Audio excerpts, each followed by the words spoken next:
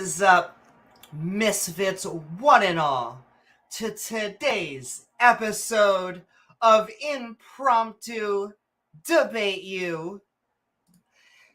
In this launch episode, we're heading over to the Politics and Religion Discord server to see if we can have some counter-apologetic fun, along with any other subject that comes up. So won't you join James W. and myself, Amy Newman, for an impromptu good time.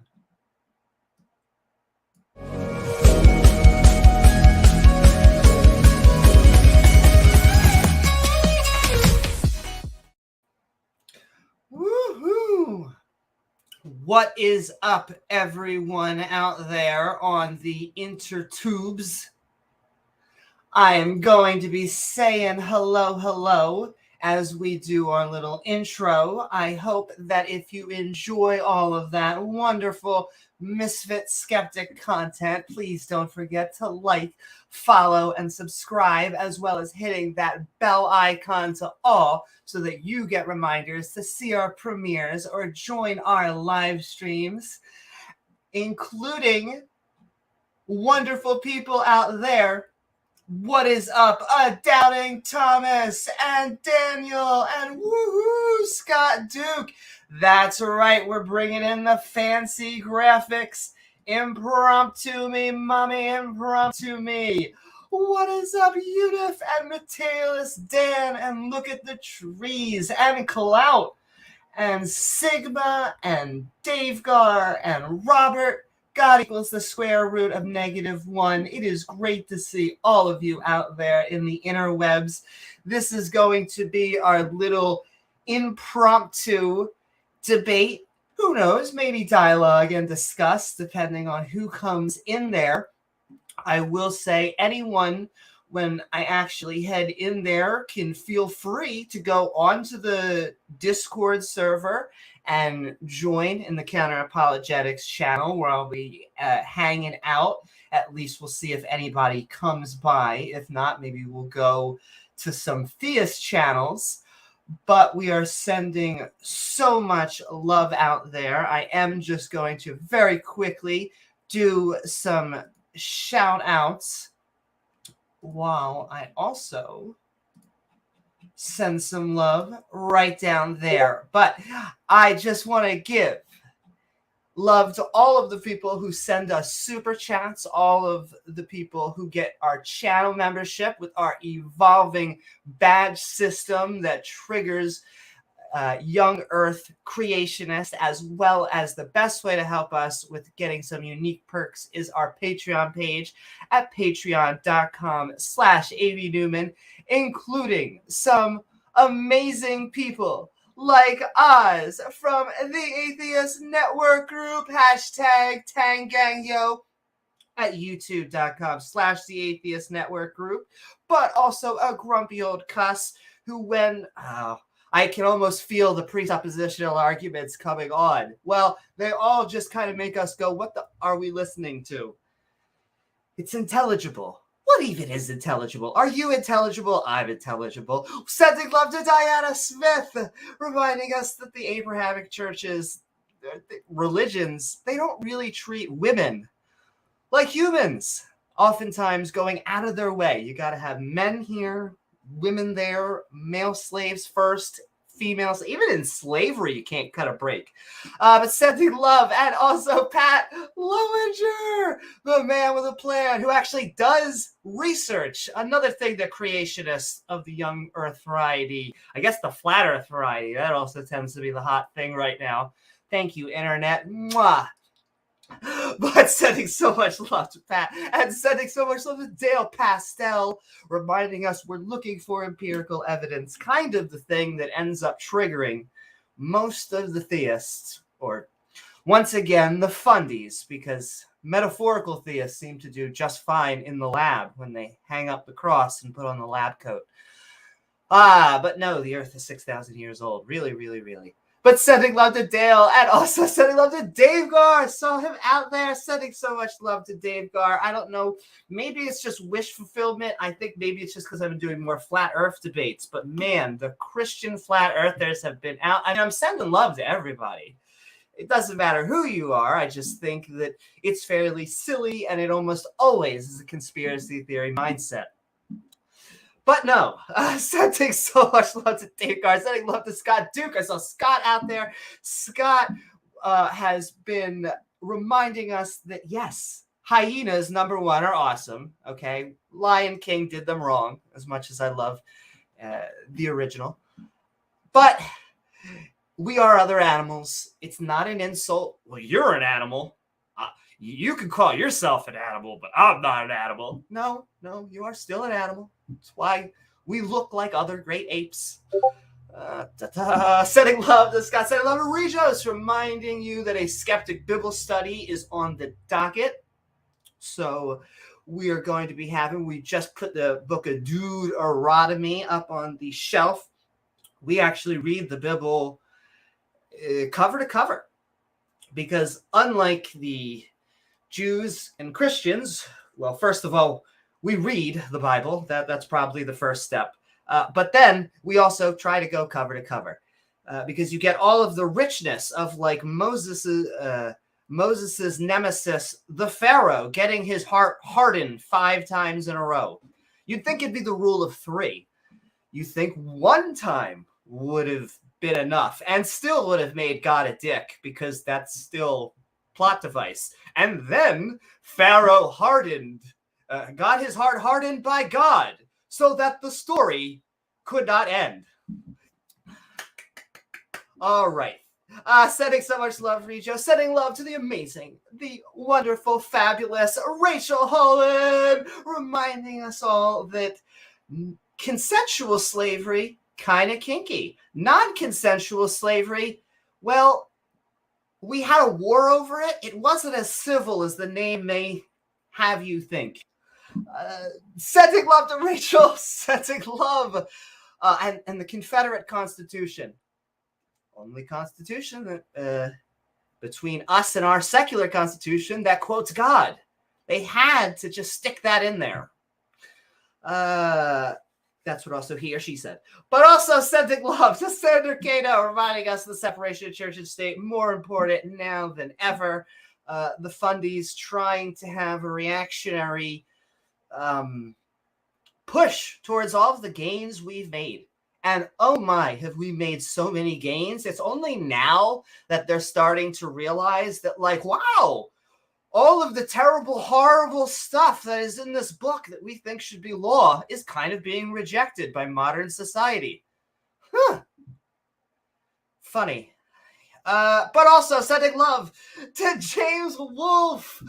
Ooh, as we howl at the moon often, these tend to be a little bit more impromptu, as we get James and myself to just jump on, well, James W. To jump on myself at the time, but James Wolfe is sending his love and support, and just like Pat is doing something that the creationists are afraid of, it breaks them out into hives. It makes them go, research! But sending love, James. And then 2 very big special thank yous. Thank you so very much to Ian Davenport, reminding us that creationists like to say that our hearts are like a watch. Really, everything is like a watch. However, if everything is like a watch, then it's just a watch in a beach of watches next to a giant wet watch revolving around a watch in a giant watch. I mean, it sounds watchable. Anyway, sending love to Ian Davenport and sending so much love to Matt Deeg, reminding us that, well, we actually have theories and models in science. We can explain how life diversified. We can explain how planets form and how solar systems, galaxies, our own sun. But the creationist model tends to be the poof. How did the animals get here? Well, there was a god, and then... well, let's just say so to begin with. But it's okay. Adam went out and named all the animals, so it's all good. And all right, thank you to all of our supporters. Thank you to all of the people who send in super chats, all of the people who send in all of their love through channel membership, through Patreon support, and just subscribers and viewers. It really is amazing to have you all. And with that, I think we are going to enter the danger zone. I'm looking forward to it. We're gonna see what kind of fun we can find on the Apologetics voice channel. See if anyone will join us. I'll keep on riffing for a little while we wait for people, talk to people in chat. But if no one shows up in 10 or 15 minutes, maybe we'll head into a theist den. But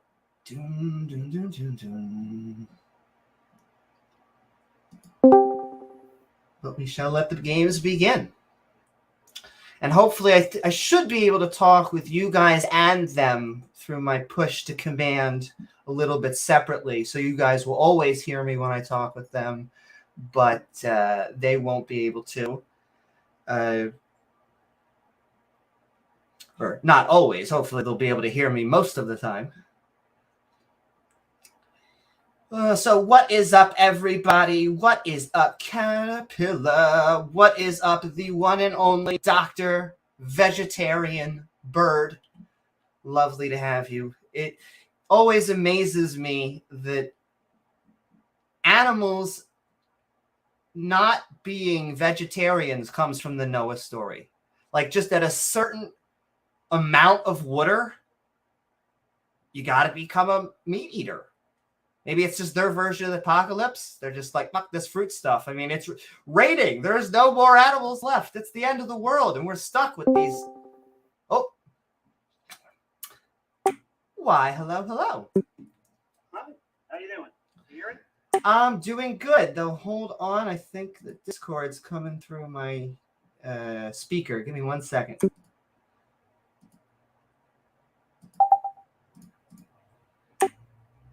So what is up? How are you doing? Not much. I'm actually got notified by your YouTube, and so that's why I'm here. Oh, well, welcome. We'll see if we can have any people kind of come in and debate. I mean, I'm always looking for good conversation and dialogue, too. Yeah, always looking to, have fun, technically at work right now, but, whatever. Woohoo! Yeah, I was the same. So James W., my co-host, could pop in at every moment. He's going to have the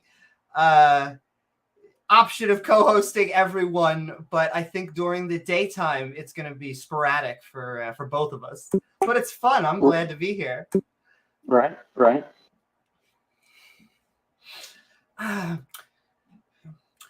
So, if you don't mind me asking, are you an atheist or a theist? Oh, I'm a theist. I occasionally like some of your content, and it's interesting to watch. I'm glad to have you here. See, I've been spending so much time in basically the talk chat that after a while I was just like, I should just be on voice chat. And so I was like, if I'm on voice chat, I might as well just be live streaming it. Right. That makes sense. Woohoo! Come on in, Yudif.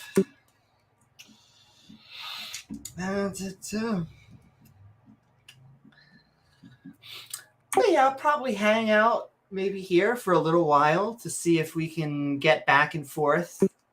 And then maybe I know that they have like a lot of theist channels on here. I don't want to not photobomb. I don't know what the word is. Like, I don't want to go in there and just change. Yeah, you don't want to degrade them.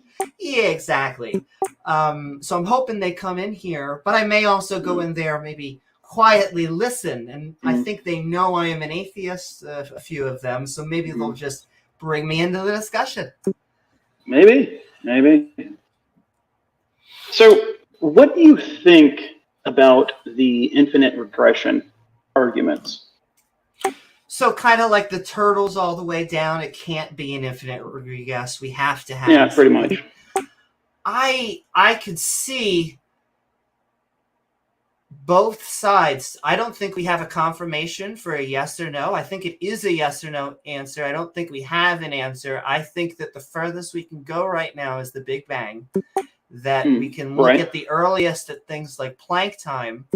But then once you start hypothesizing back, I think it could go in either direction. It could be something like an eternal universe, as in like, I hate to use the word literally because it always sounds weird, but literally time began right there because everything was on top of each other, and it was some eternal, that is when time.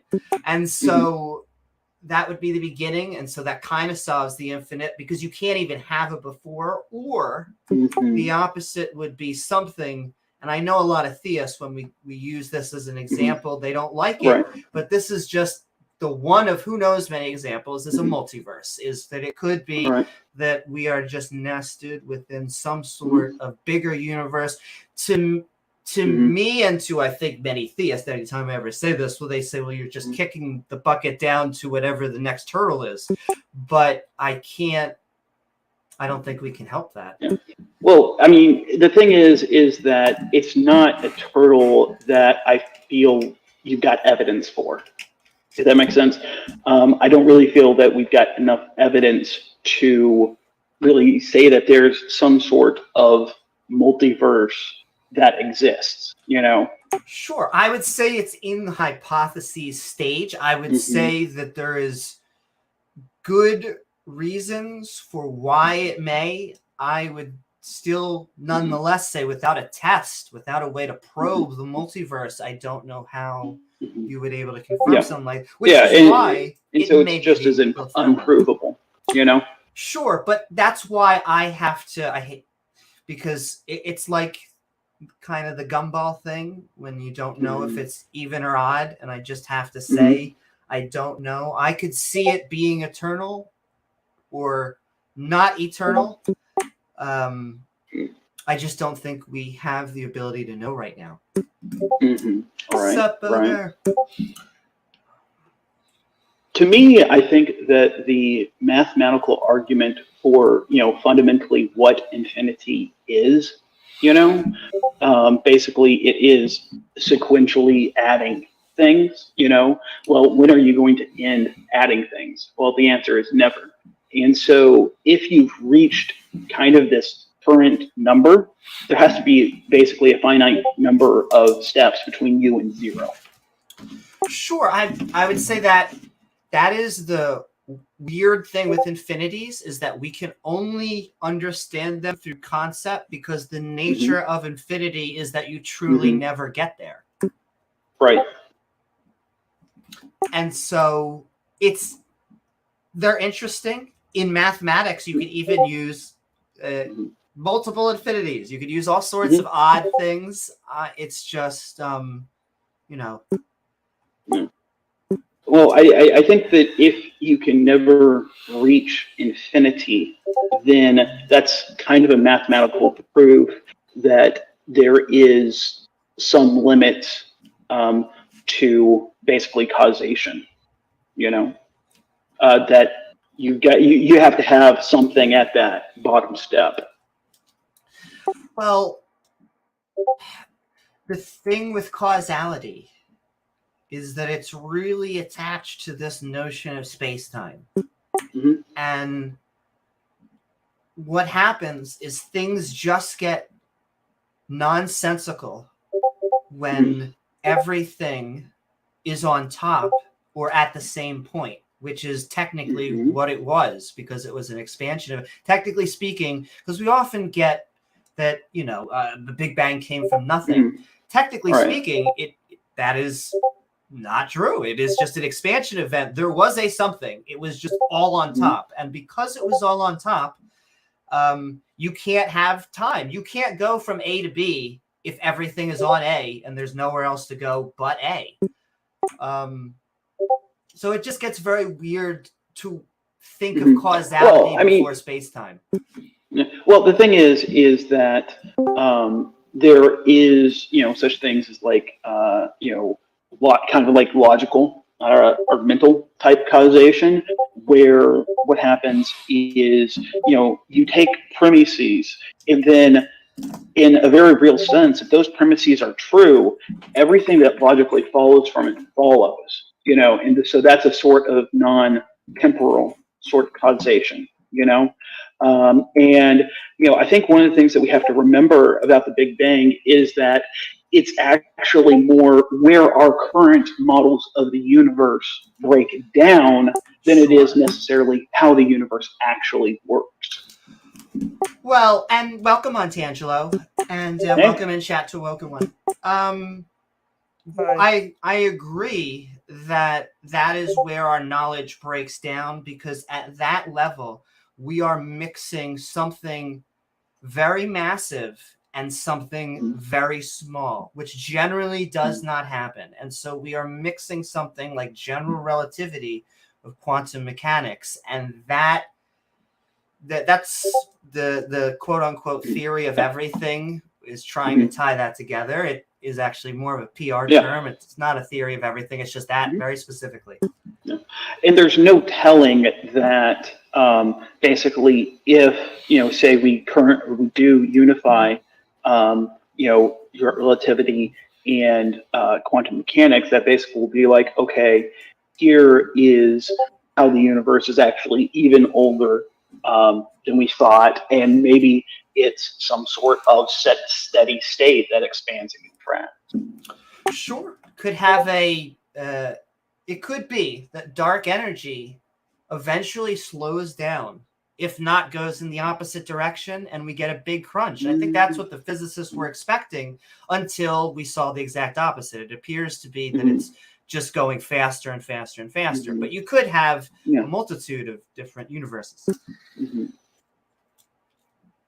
Right, but I just feel like if we're like, okay, if our refuge is in if the refuge is in a multiverse hypothesis, we're fundamentally saying something that does not that we don't have any evidence for, and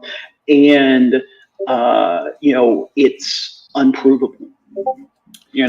Well, it's unprovable right now, and I would also say that's why I would say it is in the hypothesis stage. I don't think there's any logical contradictions in it. I don't think that it's an impossibility. I guess I do believe that possibility and impossibility have to be demonstrated, but generally when you have things in one, it at least offers the possibility that they come in many. That's why I think, even though there's only a single copy of life, although I don't believe, not only do I not believe that we've ever been visited by aliens, I believe that it is very unlikely for a very long time that we ever would, because of how, well, I guess not only just how rare life is, but how far those pockets are and the type of benchmarks that they have to reach each other. But the main point is, if it comes in one, it's not surprising that it could come in many or multi. Right.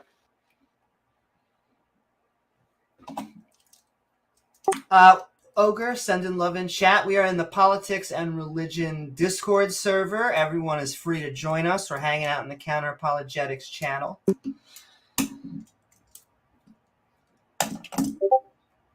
Maybe I'll send a link.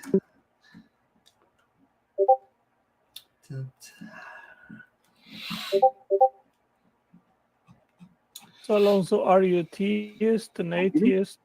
What is your view? Oh, I'm theist. A Christian or? Christian, yeah. Yeah, but you're evangelical, Catholic. What is your denomination? My background is mostly Protestant. Okay. Yeah. Okay.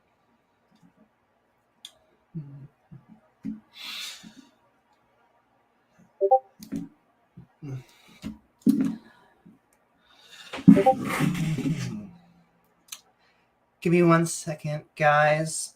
I'm going to get them the link and send that into the chat, but I'm listening. How long have you been a Christian, Anto? Effectively all my life. But for me, I feel like I really figured out my faith probably in my late teens, after, a whole bunch of discussions and talking online with like atheists and whatnot and people who believe in religions and stuff like that. That's cool. I was a theist. Well, I normally joke I have to say this once a podcast. I was a theist until about my bar bat mitzvah. Right.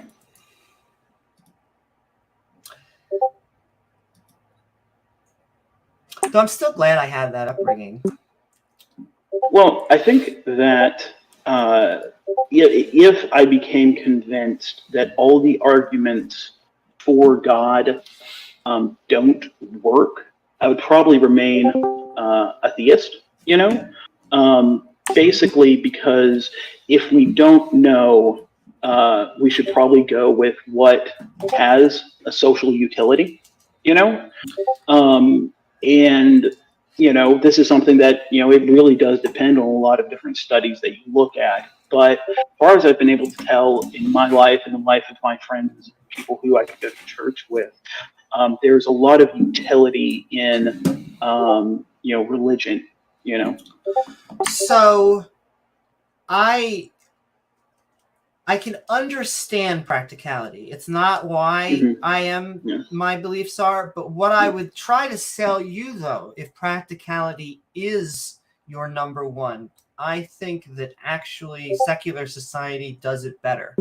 I think that it's sometimes hard in a religious society to kind of create that secular community, but I actually think once we do so, we tend to have a stronger, less schisming community. Not that we don't, have fights or schism, right. or, but I always find that the number one people, and I swear there's an evolutionary reason for this. Evolutionary speaking, you tend to fight a lot of species that are near to you, but like very far away species aren't even on your radar. And it's just funny to watch the Christians attack other Christians, Muslims attack. No, there's a vitriol that they almost use us as a metric. They'll be like, well, you're not, at least you're not even like these atheists. They're like, oh, okay, we'll just grab popcorn, hell. Oh, yeah. Well, I mean, the heretic is always worse than the enemy in a lot of ways. And a lot of that comes because basically somebody who is within your sphere, has the capability to do just so much more damage than somebody who is outside of it and whose attacks you're kind of ready for. That makes sense. It does. I understand from their perspective, they are the ones that are almost going out and misrepresenting, in their view, the true church. I would say that is our advantage, because there is, to an agnostic or an atheist or something, there is no true, it has a weird purity that, oddly enough, I feel like a lot of fundies try and seek for. Also, what is up, both Zelini and chat and everyone who just joined?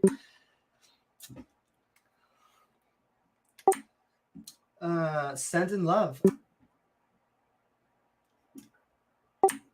Anyone's welcome to talk. We're just talking theology. Yeah. I'm open to some politics, because I always say the funny stuff. identity politics tends to be my bane, even though I use it almost like a baseball bat when they send it at me. But I like theology. Oddly enough, maybe it's the counter-apologist in me.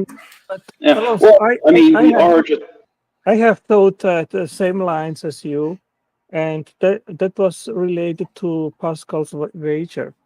And my argument was, even if there would be 50-50, exactly 50-50 evidence on both sides, theism and atheism, I would say that it would still be preferable to stick to theism, because Christ, he gave the golden rule, which is to love each other, others like ourselves. And this definitely is something which improves human well-being. Right. Yeah, especially because one of the things is that one of the forces in life is towards hating people who are not like us. You see this in, say, the parable of the Good Samaritan. And often we need to incorporate remembering these things that, you know, other people are the same as us into our routines. And because we are just so, you know, prone to doing it, you know? But can I also say that couldn't we take what Christ said there and just apply it in a secular context without any supernatural? Yeah, I was going to say the same thing, that we don't need religion to learn the golden rule. Like, well, there is another aspect. If someone, even if, as I said previously, evidence would be 50-50, it would still be preferable to believe that a just God exists, which will judge our behavior. Because if you are in front of doing something which you know clearly it is bad for others, but you're tempted to do it, then you have still the impediment of thinking, well, there is a God which is watching. And if you think there is no God, then you put your threshold to do what is unrighteous much lower, because you will only think, what will be the consequences here right now? Will I go to jail or something like that? While if you believe there is a just creator which registers everything we do, then you will take this in account too and say, well, it is not only the risk to be caught and to go to jail or something like that, but there is also a judgment after we die. Okay, but this whole... I wanted to jump this whole real quick and remind everyone that Jesus did not create the golden rule. That was Confucius was talking about that way before that. So this whole argument... I think that religion gives a much better foundation for the idea that all men, or all humans rather, have some sort of equality, as it were. Okay, and why equality is a good default? Why are you interrupting? He was talking. Yeah, but I was talking like you interrupted him. No, I was talking 5 seconds ago, and he... Yeah, I'm sorry if I interrupted you, man. Yeah, I'm sorry too, but I have one question, only one question. This whole argument requires moral realism. That it means that some act or something is bad or is good by default. Like, yeah. So I think that good or bad is individualistic. It's like personal and subjective. So why why is loving someone or like equality is good? What is meant to be a good something? All right. So I have this one question now. So I'm not 100% sure I understood your question. You seem to be arguing that morality is kind of purely an individual thing, and that I'm not sure where you go from there. What the question is from there. I'm sorry. Yeah, he's just saying morality is subjective. I wanted to address what Antangelo was saying about Pascal's wager, saying it's theism or atheism 50-50, and that's not a true dichotomy, because there's thousands of different forms of theism, and thousands of different denominations. So it's far from a dichotomy. Yeah. You'd have to be sure that you're getting the right God right. Furthermore, people don't get to decide what they believe. They're either convinced or not convinced. So Pascal's wager's flawed on many levels. That's Well, entirely so here's the thing, irrelevant though. to what I said. Entirely irrelevant. You said it was 50-50, theism or atheism. No, sure. His point was that it's motivation for morality. Like, but like I asked, why love or equality is inevitably good? Why it is a good? I have just one question. Why it is a good? Why is love or equality is a good? So I could explain because that. I don't think so. It's a good. I think good is a rational, and I think any feeling like a love or something like that is irrational and bad. So why I think irrational is bad? Wait, how can you claim irrational is bad if you don't have any justification for good itself? So like not good would be bad, and you're just saying there's no good, so how can anything be bad? In his system, it translates I into don't say it. there is no good. Sorry, I don't say there is no good. I said good is a subjective. Good is what brings me closer to the goal. So any rational decision is bring me closer to the goal. So I think that rational is a good, so irrational is a bad. But and I love can answer or equality or something like that is a bad by definition. Yeah, most ethical theories that you can learn about in philosophy courses are derive norms from laws of rationality, and most of them tend to claim that such norms include things as equality and benevolence. Yeah, I don't reason myself to love, so I don't reason myself to but do that. I also want to point out that there are certain moral metrics like fairness, kindness, and empathy. And I think those get us a fairly good moral system. Yeah. Well, so here's the thing: is that when we're talking about morality, like sometimes I think of it kind of like as being kind of like this chess game, as it were. And good and bad tell you how well something is getting to an end. In chess, it's getting the king to checkmate. Whereas the question of morality is not a question necessarily of good and bad, it's what the end of the game is. Does that make sense? Yeah. Even though morality is subjective, I agree with that. It still exists. So just making it subjective doesn't mean it doesn't exist. So I think we could say it this way. So if morality is subjective, which means that it is independent of it is not independent of mind. We could also say that we have evolved in a certain way such that we value pleasure and we do not like pain, and there's nothing we can do about it. That's why we have certain common morality among all of us. Also, there are subjectivist ethical theories which yield universal and absolute moral norms, such as the ideal observer theory. So in that theory, you imagine an ideal person, an ideal subject, and what would he, being ideally rational, how would he choose to act or organize society and interpersonal relations?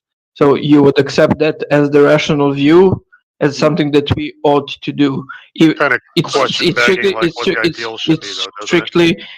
it's strictly subjective. So it's not like it's dependent. Is that the veil of ignorance? What? Is that the veil of ignorance you're talking about? Yeah, the veil of ignorance. No. That's Rawls's theory. That's a separate ethical theory called contractarianism, but this is another one. So I think my problem with subjective theories of morality is that you cannot basically choose between theories of morality. If somebody has a morality end goal, as it were, that goes contrary to yours, you can't say, "Hey, here's the rules of the game, and therefore you're wrong." I don't think so. Like, why not? We have in a subjective in a subjective morality, we have a definition of the good or bad. Like definition of the good is what brings me closer to the goal. So right. But if we do not have the same goals, we cannot say whether or not that something else is good or bad.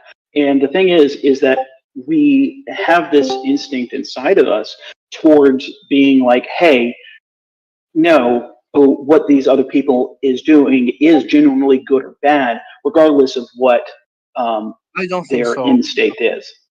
Yeah, I mean, I think that problem is there with the objectivism also, right? Because if you want to ask, why we have different opinions, we have different subjective opinions, why should I listen to you or you to me? We can have the same with objective. We can say, why should we listen to God? What makes God's opinion more valuable than us, right? I think it's a common problem.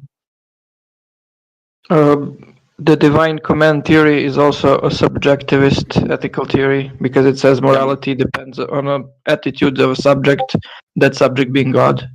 And in objective morality, like killing is permissible in some cases and not in some cases. So I think that's true in subjective morality moral frameworks too.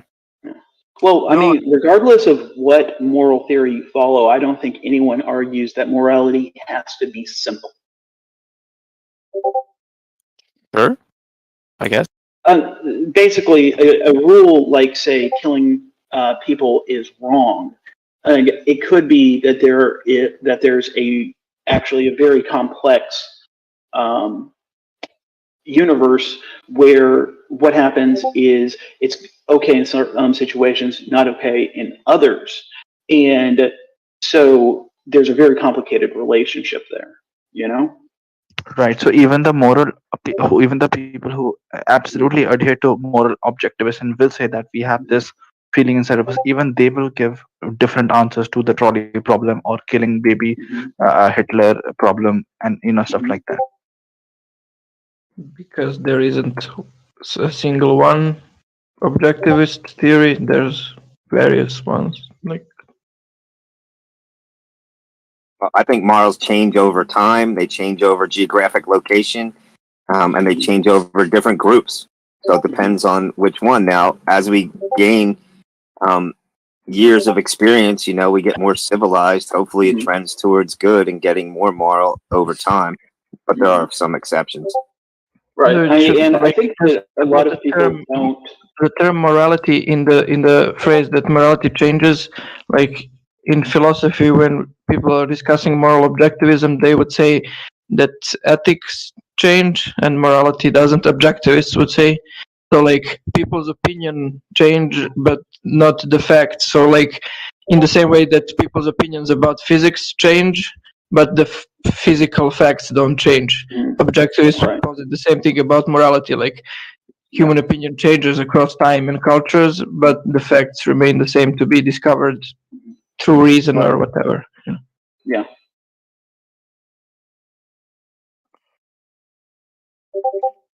Well, I'm going to disagree with that a bit because, if you go back far enough, you can clearly see that humans were not civilized and they did not have high morals at all, if any. And no, sure, yeah, but the claim here is if you go back, humans didn't believe that Earth goes around the sun. So, like, it's a thing like that's not subjective. We're talking about something different. That's objective. I'm talking about but that's the claim of moral objectivists. You go back, it's not the same. You're using a flawed analogy. If you go back in time, they didn't have morals much, if any. Now, if you're going to look at it through your modern eyes, then you can see the difference. But back with those eyes in the old times, no, there wouldn't be any much, if any, morals. And your analogy with the sun is flawed because that's objective. Yeah, and the moral objectivist claims that morality is objective, but before, like in ancient times, people didn't discover it or had very flawed opinions about it. And then through time, like refined their opinions to be more closely related to what is the objective fact about morality. Yeah, there had to be like an idea of it, or at least something resembling an idea of like actual morality for us to even get to that point, for us to even get here. I mean, it didn't just We didn't just start deciding to be nice to each other for the sake of it.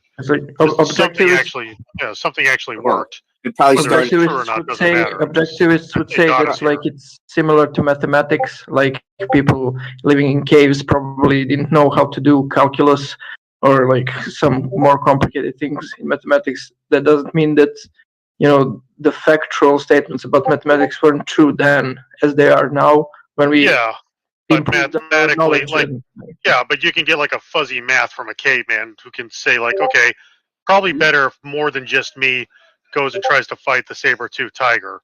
I'm probably going to need a couple buddies, strength in numbers. I mean, in the same way they probably thoughts happen. Sure. And probably in the same way they had some basic moral intuitions. And I think one of the things that we do see is that a lot of our very broad moral intuitions do seem to be shared across cultures, even if they're not necessarily expressed in the same way.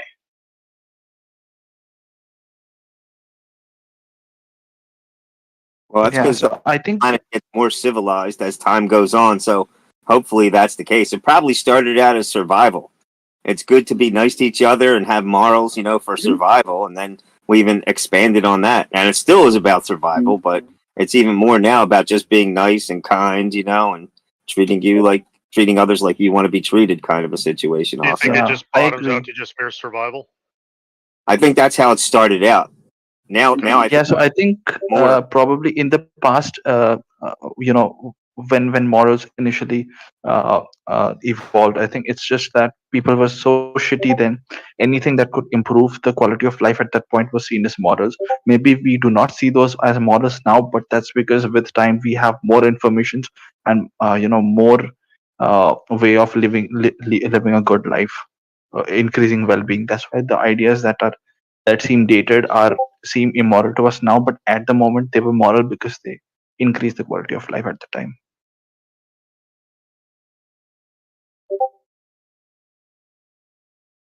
I think I prefer the survival kind of foundation.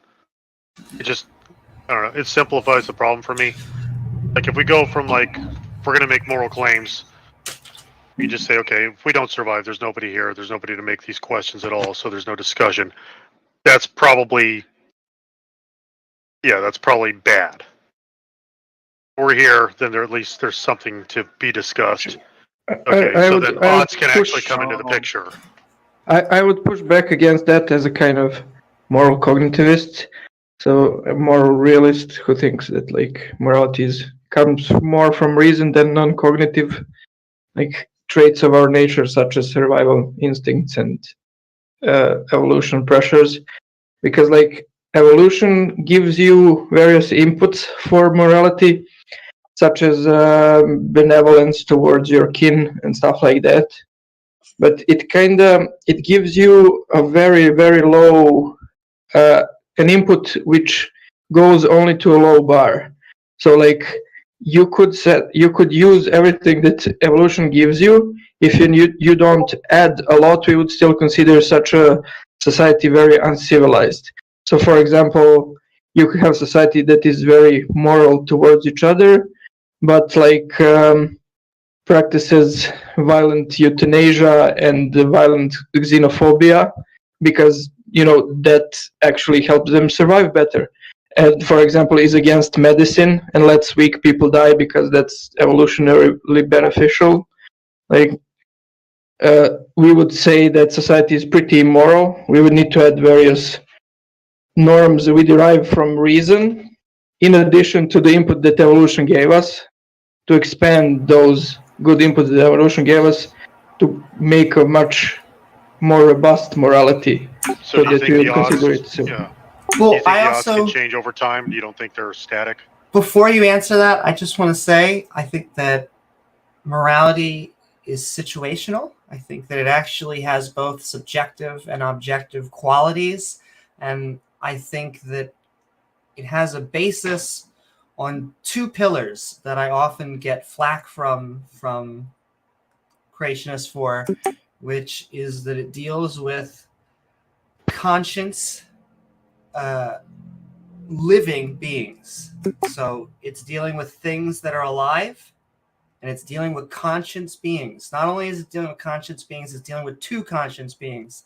And I can demonstrate why it deals with biology and why it deals with two people. The first is we take the cutting off of the hand for a punishment.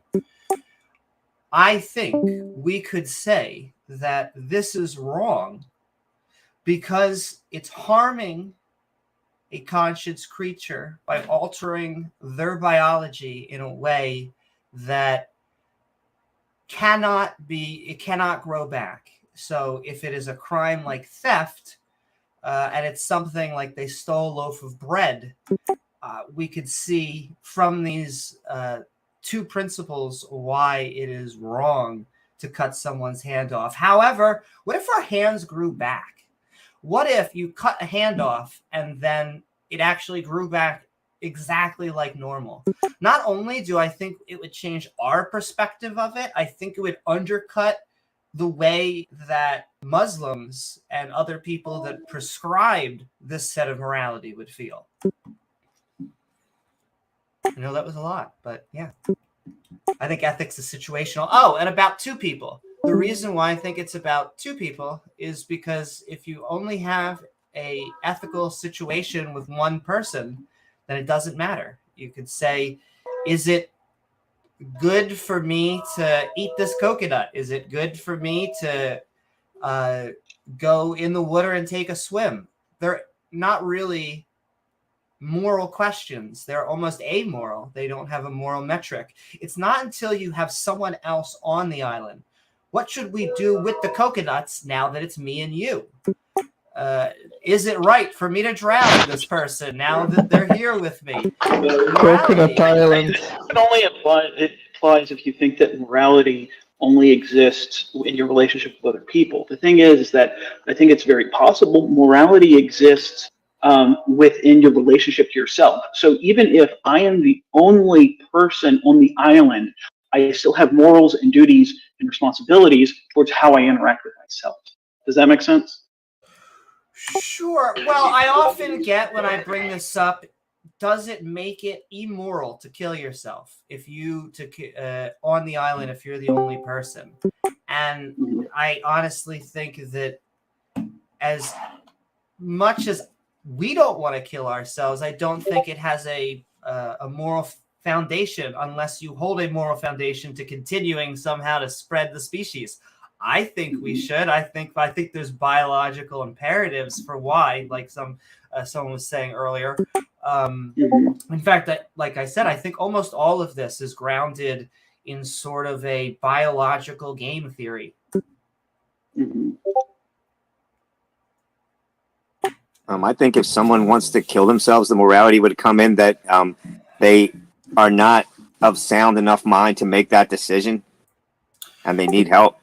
Sure. Well, I agree. I think that's what we should do. And there are numerous reasons why I think you shouldn't kill yourself. I think life is so beyond just it would suck for everyone else. It would harm literally all of the parents, family members, children, everyone in your life. Life is amazing. You can do wonderful things. There's a lot of suffering, but there's actually a lot to enjoy about this, and so I'd rather not die. The question just becomes, if you are the only person, is it immoral or moral? It's hard for me to put really a judgment on that.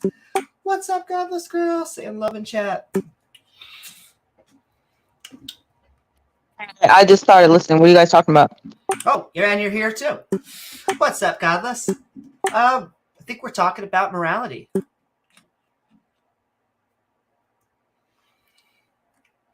Isn't Christianity correct about morality? Do what now?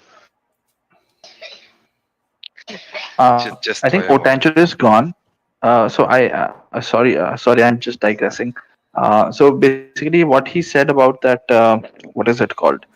Pascal's wager, right?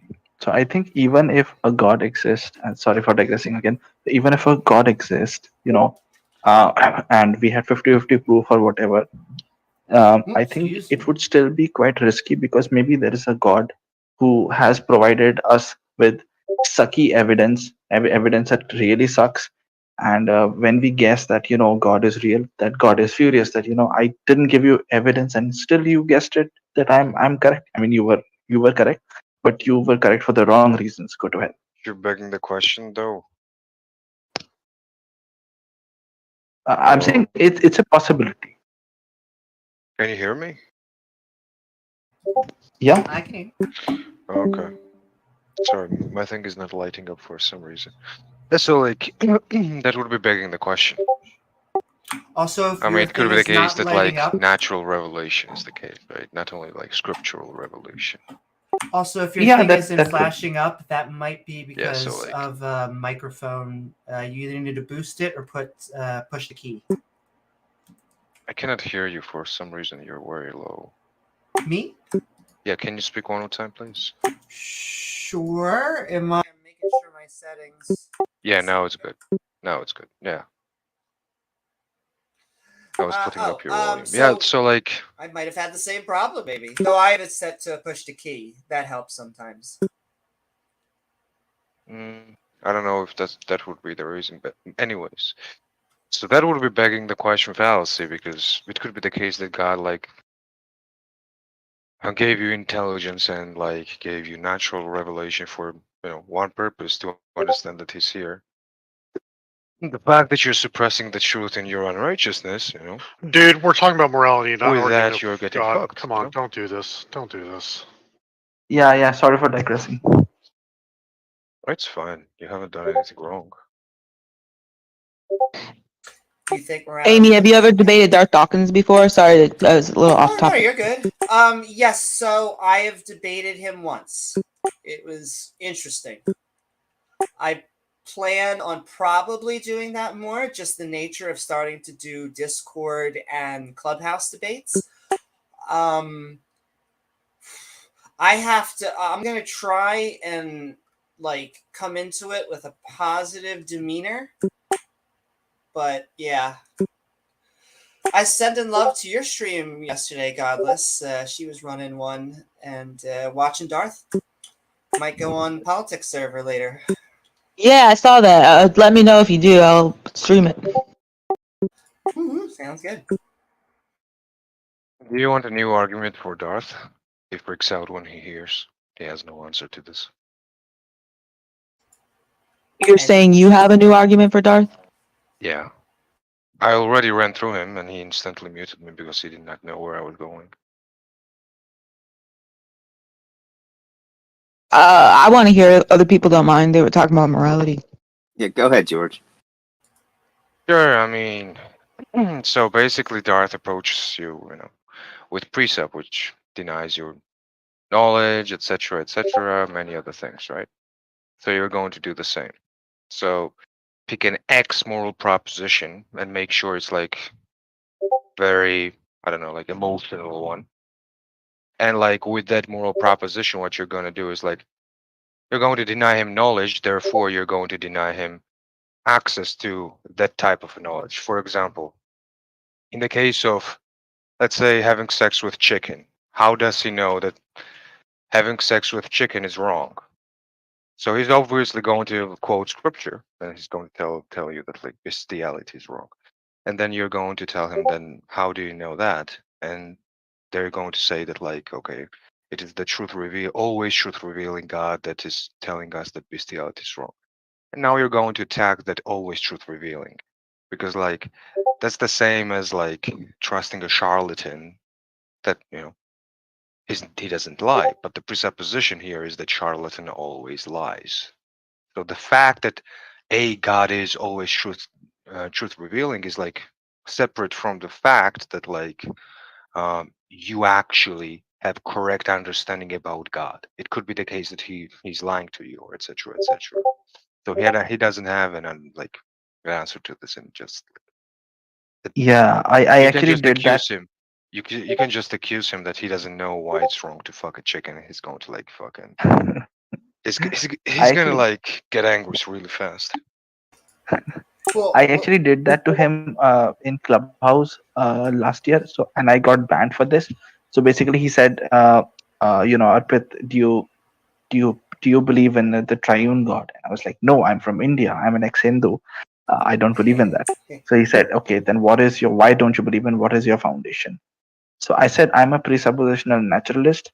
The very fact that you can even ask me that question is evidence for the fact that cognition and comprehension are emergent from nature, and you are using my worldview to argue against my worldview. He said, oh, you're a troll. Banned me. Well, yeah, that would work as well.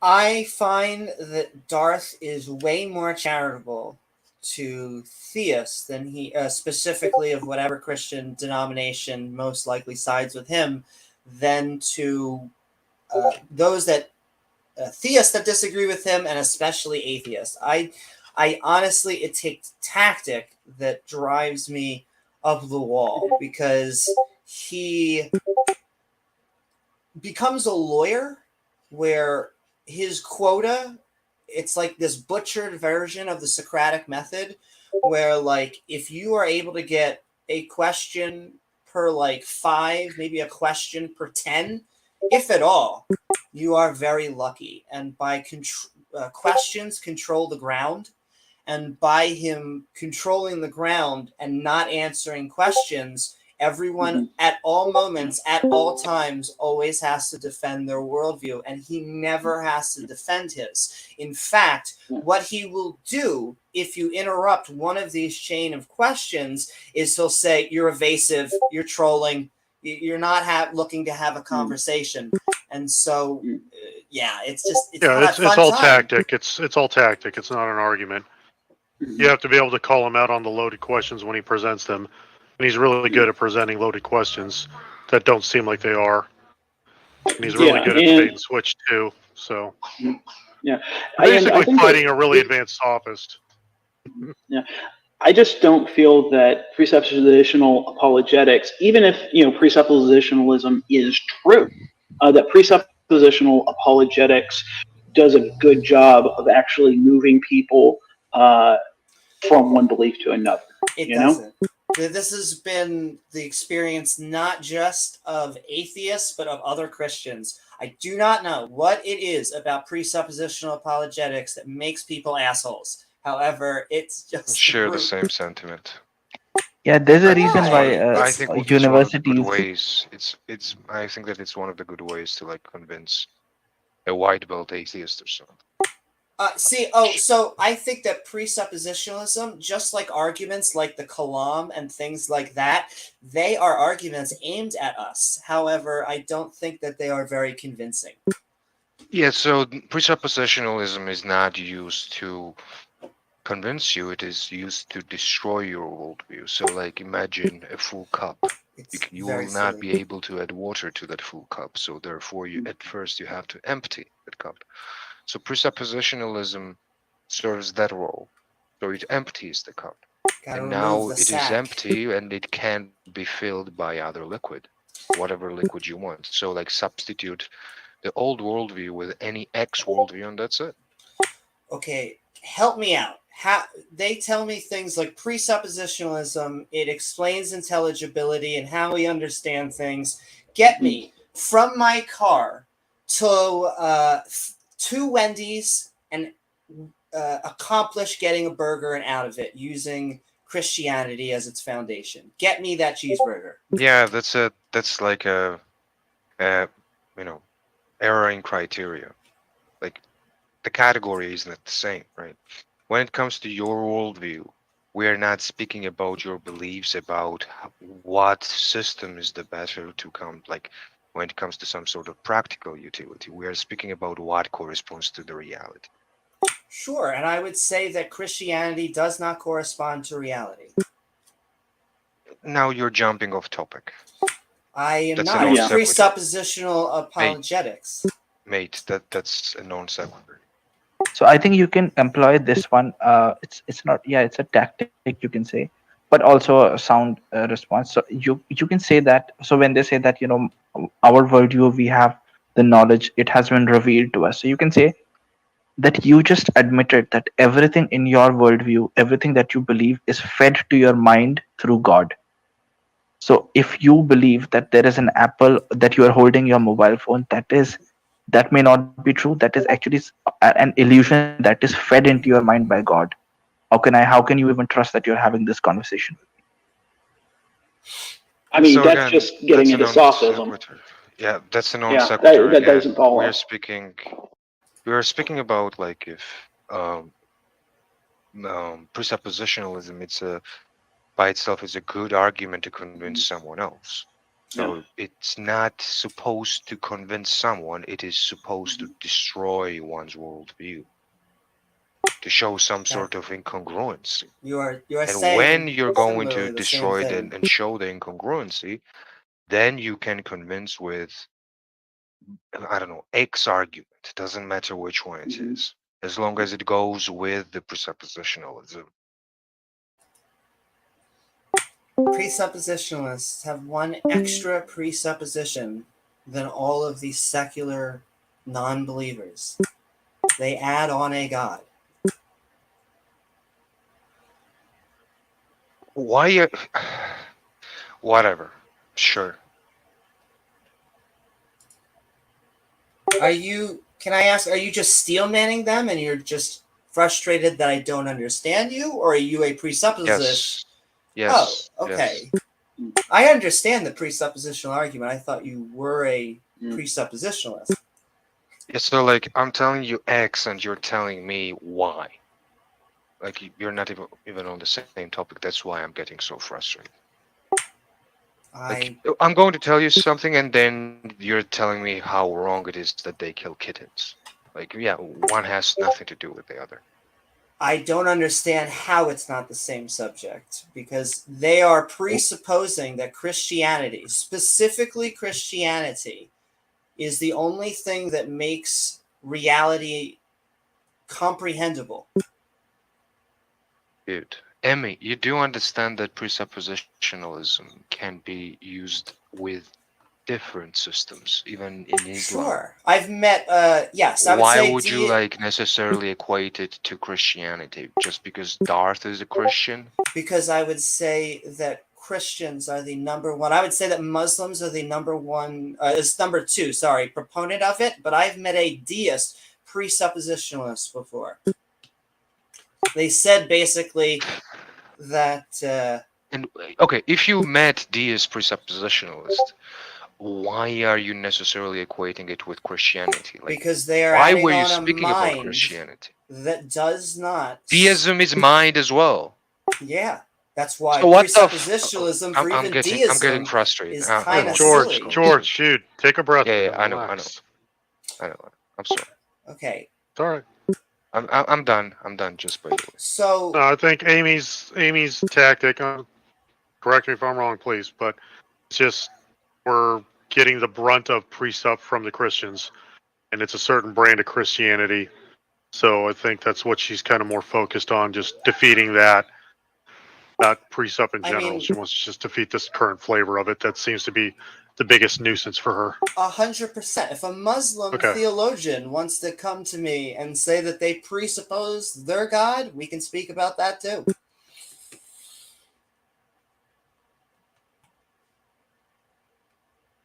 I mean, I just want to know the truth. That's really the only metric. I don't care about how it'll make me feel. If it is a certain variety of God, a nebulous God, or no God. Yeah, well, I think George just wants to cut the head off the idea of presuppositional apologetics in general, as opposed to just stabbing this one head of the Hydra. Well, I mean, my shtick is that no physical or no minds exist without a physical brain. And so the presuppositional notion that you could add a mind on top is adding another presupposition. Okay, so why would that be the case that no minds exist without brains? Now I'm flabbergasted. Because a mind is hierarched under the brain. You need a physical brain to have a mind. You just defined it as such, right? When somebody gives you, excuse me. Sorry, so no, not to you, Jack. I was speaking about Emmy. Whatever. So as I was saying, right, you just defined it as such. Because Define like when what other as such. person mind as in like it's an emergent property from a brain. So when a theist or anyone else makes some sort of an like definition where minds are not necessarily exclusive to brains, now Like? you are not speaking about the same topic. Hey, give me your best example of a mind without a brain. Amy, excuse me. Mhm. Just because you now said that minds do not exist outside of brains, now you've equivocated. So, give me Fallacy your of best equivocation. example of a mind without a brain. Doesn't matter. Doesn't matter. So, Follow a the mind topic. needs a physical brain. Amy, That is a fact. follow the topic. I am following the topic. You're You're asserting. not. You're not in the same ballpark. Okay, so you don't think that adding a mind onto the list of already current presuppositions is adding another presupposition? What does presuppositions have to do with this? I never spoken about presupposition. I'm sorry. I thought we were talking about presuppositional apologetics and No. minds. No. So what does when it comes to look. I'm sorry. Even if you're not going to use presuppositional apologetics, and let's say you use standard, whatever standard apologetics means, anything as non-presup, right? You will still have definitions to work with. So one of those definitions, one of those definitions is a mind. So when a person tells you that like mind is not exclusive necessary to brain, they're being he has incoherent, already nonsensical, and irrational. Why do you have to speak over me when I'm not even done? I was just pointing out that they are when And someone says what does it that point a out mind when you talk doesn't over need a me? physical I don't understand. brain, What does that serve other than interrupting? I was trying to put just that little point. Maybe in like 1,000th of a chance, I'm giving you something new. Maybe.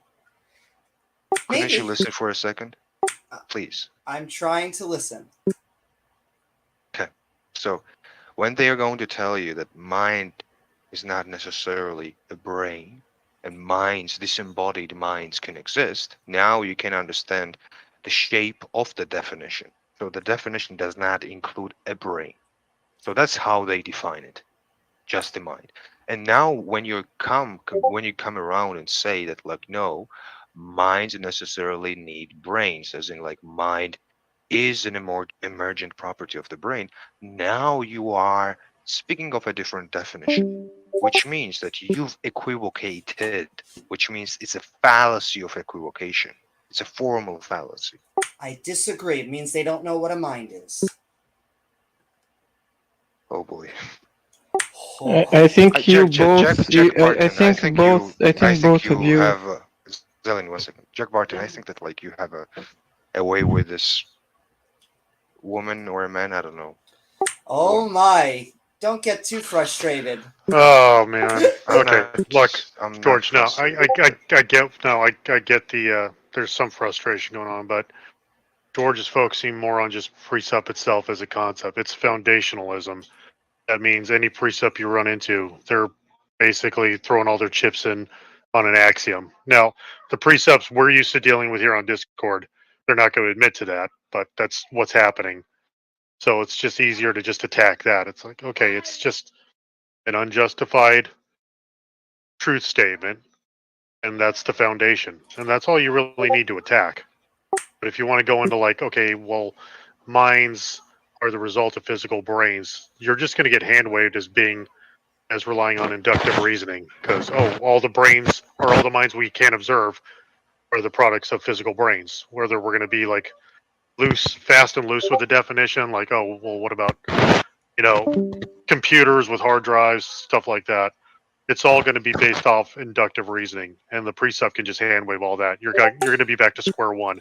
You won't make any progress with them. That's a great example of something like a mind needing another physical brain, and so that would also, once again, I mean, I understand what you're saying. Where you're saying basically attack the seed, attack the stem instead of the branches. I would say that it's almost inseparable from presuppositional apologetics about this added mind concept, because they are saying this is where everything flows from, this disembodied mind. Mm-hmm. And if you say that the disembodied mind is impossible because we don't see any disembodied minds in observation or any literature, they're going to hand wave that. Of ignorance. They're going to hand wave it. At best, you're going to just have the problem of induction to deal with, and they're just going to get you back to square one. Yeah, So fallacy of ignorance. Just because you cannot imagine something, that doesn't mean that it doesn't exist. Even induction isn't really a fallacy. It's not a fallacy, but there is a problem to induction. It just Sure, no, but that's like, under fallacious reasoning, Jack. Like 100% fallacious reasoning. no, it's not. Can I ask why you don't think or why you think a mind could possibly have not a physical brain? Or maybe that's just not a belief. you asking me or George? I was asked George, but I think you were just trying to explain what he was saying, Jack. But I'm open to either way. Sure. So like, I don't know. 50 years ago, we were saying that even black holes did not exist.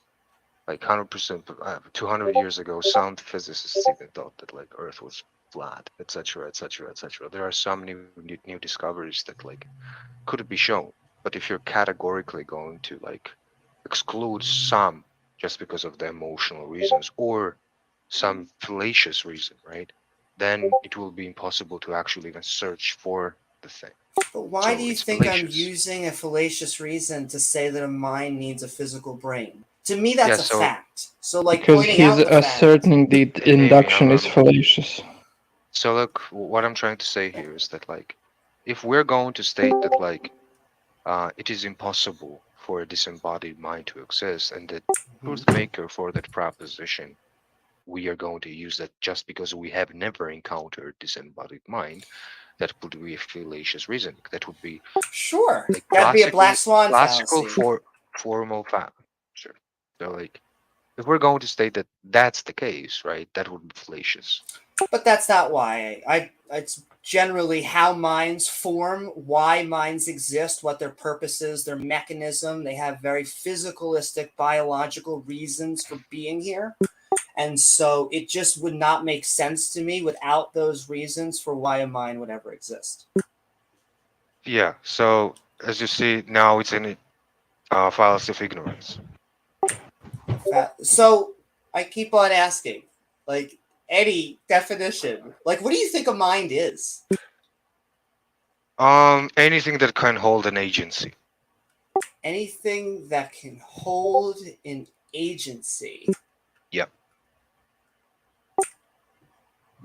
That is an interesting. I would disagree with that a little. I think that's consciousness. Your mind does a bunch of stuff that's unconscious. Consciousness is a mode of existence when you are conscious, as in you are aware of your existence. You're able to react to your surroundings, take in information. No. Yes. Reaction has nothing to do with it. You might not even be able to react. You might be frozen. You might be a brain in a vat, but still could be a conscious that you are, like, let's say you exist. So agency is the capacity of some sort of an entity. You would still be running on a conscious program, even if you were a brain on a vat. It would still be that. Listen. So agency, or an agent by itself, more likely agency, is the capacity of some X entity which is capable to act or think in any given environment. These definitions sound pretty that convoluted. Would be the definition of mind, right? No, whoa, that is not the definition of mind. Your mind does so many things. That your heart is beating right now, your mind is doing it, and you're not conscious of it. So no, not even close to the same thing. But most people do think it is, so I appreciate that impression. No, now you just made a distinguishment between conscious and unconscious part. I did. There's conscious and unconscious programs running on the mind. I have a model never stated, Amy, you're combative, very combative. I've never stated that minds necessarily need to be conscious. That minds necessarily need to be conscious. Not conscience. conscious. I don't even know what's your definition of a mind. I don't even know. So anything that can hold agency. And what does that mean? So agency would be the capacity of an entity to act or think in any given environment.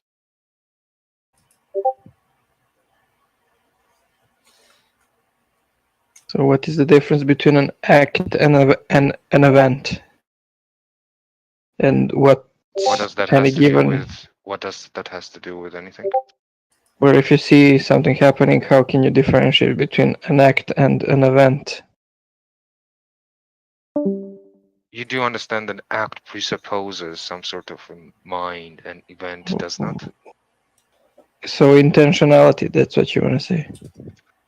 What does that has to do with the question or the topic that we're discussing? No, well, you seem to have the idea of taking people on this rigmarole of like convoluted idiosyncratic definitions, which are weird and not understandable to most people. So I'm just going on for a ride. Like, yeah, but like, what does the thing that you asked me has to do with any topic that we've been discussing? Aren't we really talking about your definition? That's But not aren't my we- definition. I've never made a You distinction you between included act the or word act. some sort of event. You included the word act in your definition, so I'm asking you how you define act. Yeah, so when it comes to this, act necessarily presupposes us. I never said anything about event, have I? Okay, so let me rephrase my question. How do you define acts? Okay, so I have to define everything. Okay, act definition. Let me find this out. Like, I give you like some sort of. Well, and while you're doing that, George, I just want to also reset because I don't want to be Take action. Why are you ever talking? Definition of act. Yeah, and do the same that you did now with the word mind, and you will see that no definition offered, like on Google or No, thank you. Wikipedia I've already defined what it means. or Stanford's Encyclopedia of Philosophy has anything to do with what you said. Like, Zeleny, I've already defined what I meant. Why would I do that?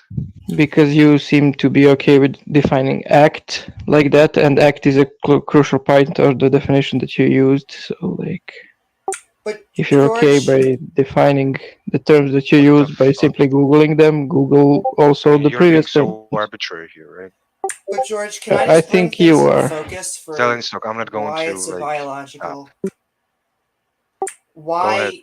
Well, just to make it really sharp and into focus, and why I have such strict definitions of a lot of this stuff is, to me, everybody is fast and loose with things like the term consciousness until they start to lose their consciousness and they just, if they have things like epilepsy or start passing out and things like this, and then all of a sudden it becomes very physical. All of a sudden it becomes, oh no, we know when we're conscious and when we're not. You can tell the light switch is on or the light switch is off.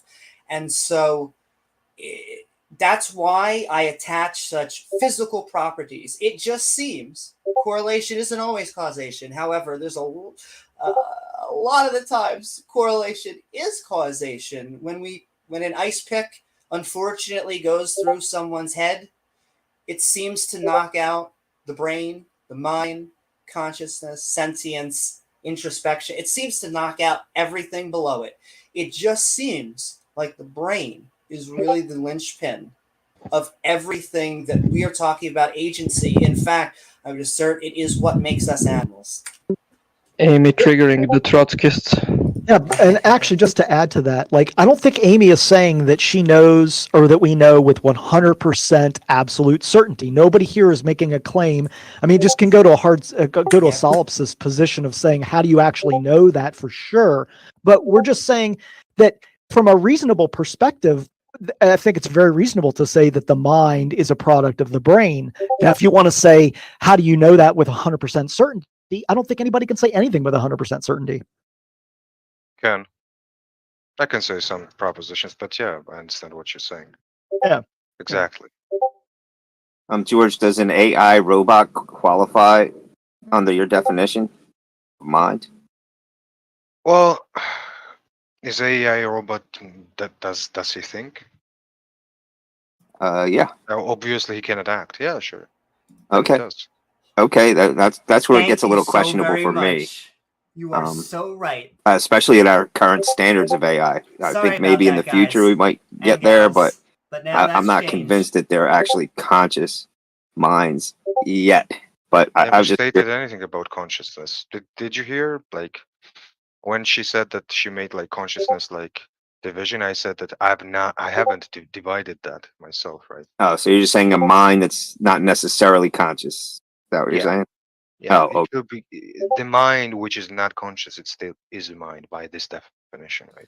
And if we're going to say that no, that's not the case, then what we're doing is like, we're just debating definitions, which is like quite stupid, in my opinion.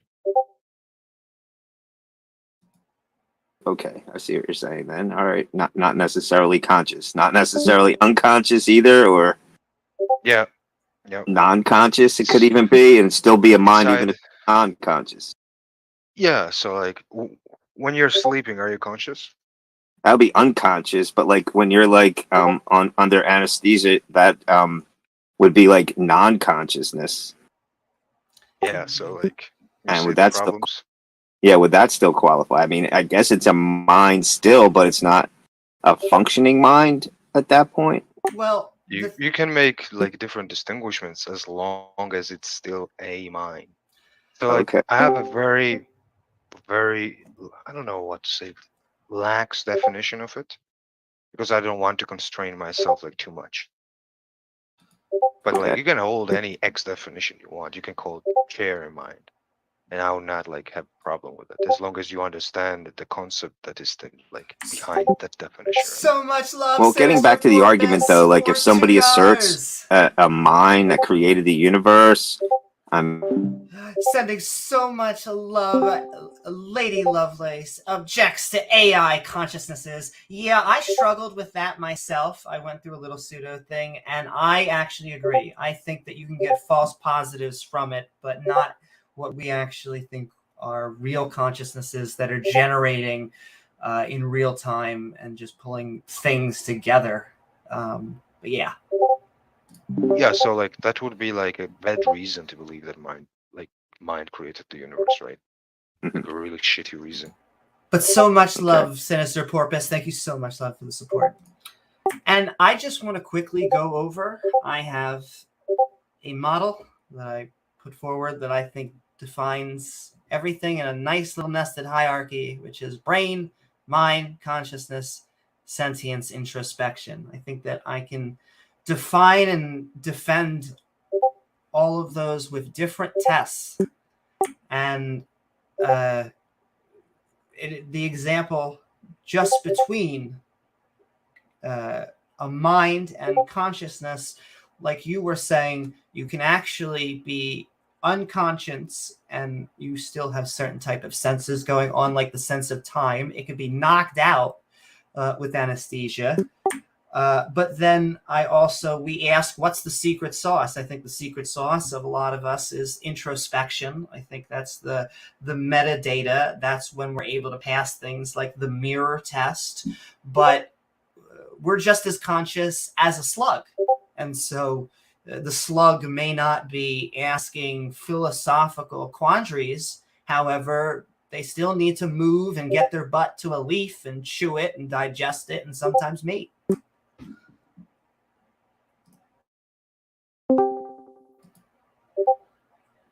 Oh, welcome everybody. And yeah, I'm not a dualist in what I would say, in that I actually think that the brain hierarchs over the mind. I think that there is a winner in that race, and the brain wins. You could understand minds almost, in my opinion, equivalents of like operating systems. The problem is if you have an operating system with no conscience element, it just sounds like a multicellular organism. It just sounds like you're doing with plants and what you're doing. Yeah, Darth will like literally mute you like 10 seconds into the conversation. I've had a conversation with Darth for an hour and a half. I don't know how we lasted that long. I don't know. Maybe you guys should get together and fuck. He did. My famous quote from Darth Newman. You need to F-U-C-U-S. What does that spell? I was like, a good weekend.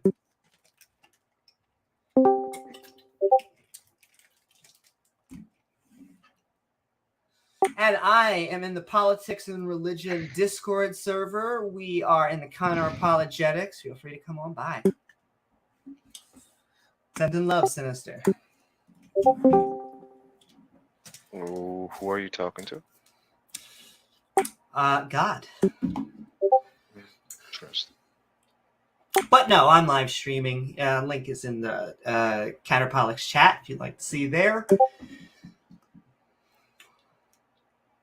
Got Inspiration. Godless was streaming last night. I know Skylar Fiction streams on here. I talk all the time in chat. I've been talking in chat, debating for like months. They're like, get this bitch off of fucking text chat into VC so we can stop dealing with her.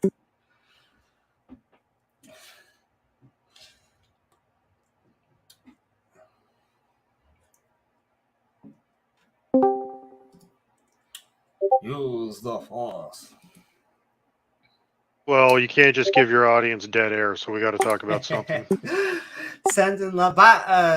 Jack, I think you're amazing, by the way. I love having you on the panel. I think even though... you. But no, really, even though, you know, atheists and agnostics and all this, some of the greatest counter-apologists are deists.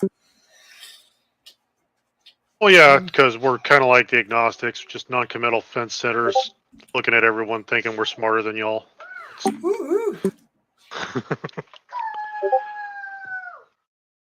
And that.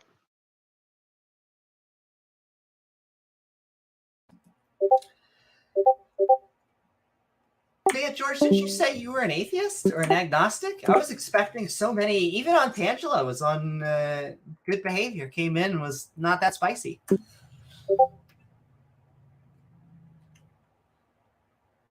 Yeah, I'm agnostic. Well, I'm atheistic towards some God propositions. We're not too such as Christianity. similar. I could not hear you. I said we're not too dissimilar. Yeah, good.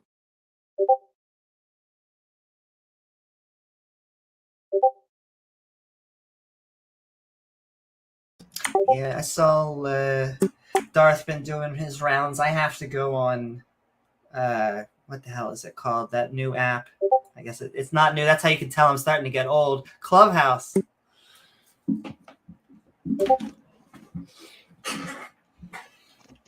I really hate Clubhouse format. I'm just there because other people are there. Oh, why is it annoying? Yeah, and they have this ridiculous blocking feature. Like, if somebody blocks you, then you can't see any of the rooms that they're in, even if all your friends are in those rooms. Oh, that's annoying. Yeah, it's a crappy platform. It only builds echo chambers. Yeah. The funniest thing to me is TikTok. The fact that TikTok is either 30-second videos or you can live stream indefinitely. That just seems like two extremes. Yeah, that is weird.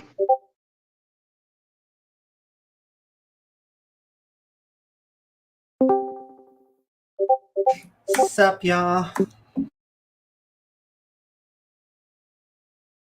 See, I kind of like the Chatterbait platform because that's where I met Darth. Oh my. That explains a lot, right? Yeah, I'm just going to keep running that joke until, you know, until I get sick of it, which is never. Yo, Jack. Why did you play along with Darth Span? Play along with his what? Darth Span. Darth. Oh, because I knew, yeah, dude, because I knew it wasn't going to last more than a week, and it didn't. The guy's got an established pattern of behavior, and I knew I could write it out before, you know, anything like of consequence happened. Yeah. Andrew's that idiot actually, like, almost like started a revolt. It's kind of Like, flattering no, that people Jack give a Barton, shit. Jack Barton. They banned him because of Darth. Oh no. Yeah. What No, am I I just going to figured. do? Who's going to Yeah. fill up? Who's going to fill up my guts from now on? I'm sorry, but like we are at the end of the day animals that have like just behavioral patterns, and I just picked up on Darts, and I knew it's like okay, I'll just wait this out. He throws his tantrums. He asks for too much. Eventually, alienates himself from every place he is or he's in, and then people move on. He's a fucking tornado, dude. You just kind of get through it, and then you rebuild afterwards. Some people are like that. You need people like that. They're a good warning to others. I guess.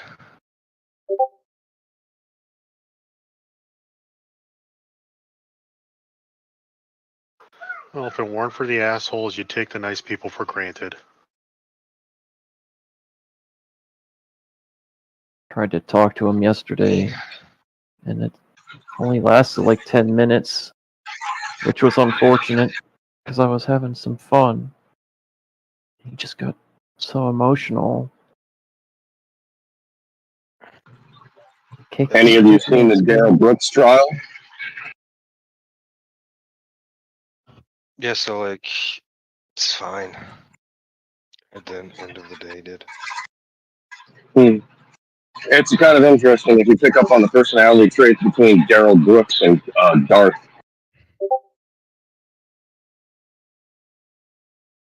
He tried pulling the same stuff in the courtroom that Darth does on Discord, except Darth has mute powers and Daryl didn't.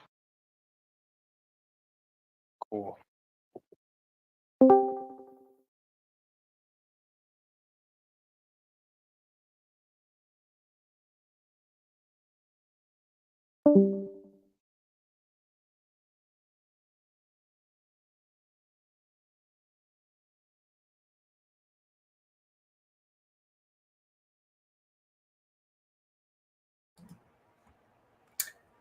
He used to be on this server a lot more.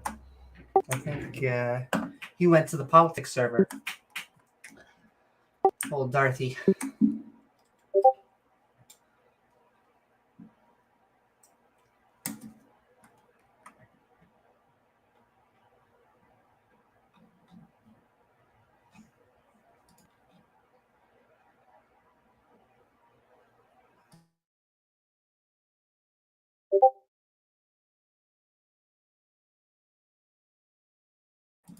You guys getting an echo? Echo, echo, echo.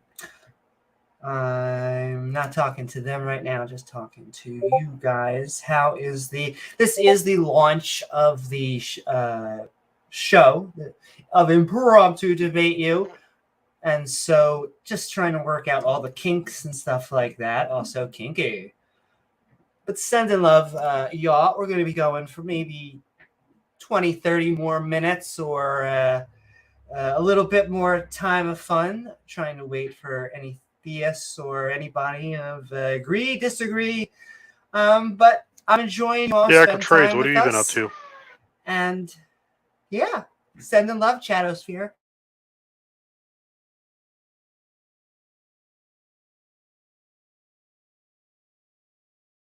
Baronies. No manners, I swear.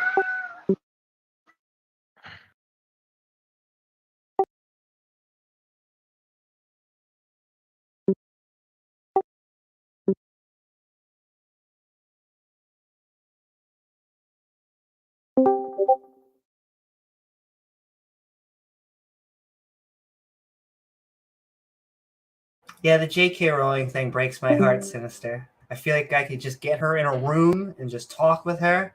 Like why everything she talks about is just her made up first world problems. But yeah.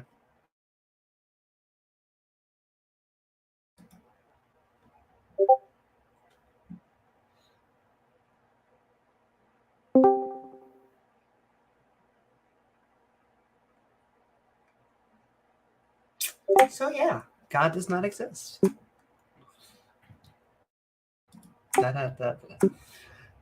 How do you know that? Oh, that's right. I was gonna say, starting the Well, I would say not only I'll put the lack theism down there, but not only is there no evidence, but it does get into things like my view of consciousness. See, I feel bad, Jack. I don't even want to pick fights with you. I'm trying to bait Christians. This argument that we might have or might not is of no absolute consequence. Mortgage is still due on the 1st of every month. Don't care. True. Because I can't help it. Like every deist, even pantheist for the most part, and pagan that I meet, they just are so fucking sane that it's like, why? How much time and energy do I want to talk and put into trying to convince them of, that there is no of this mind being out there, or it's not even a mind, I guess, with deism. It may be just a force. The force, Luke. Yeah, just some vague non-committal entity that I'm ascribing like universe-making properties to. That's not deism, that's like quantum field theory, basically. Yeah, but I'm assuming there's like some kind of base level, like fundamental characteristic to consciousness in the universe. Or beyond, whatever that means. So, panpsychist quantum field theory. Yeah, I don't want to commit to that, though. That's weird.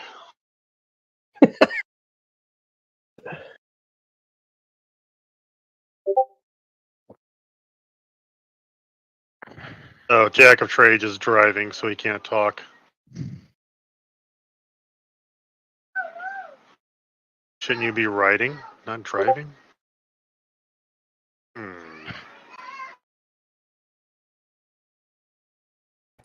If you're writing while you're driving, it may make things difficult. Might make for a good story one day, though.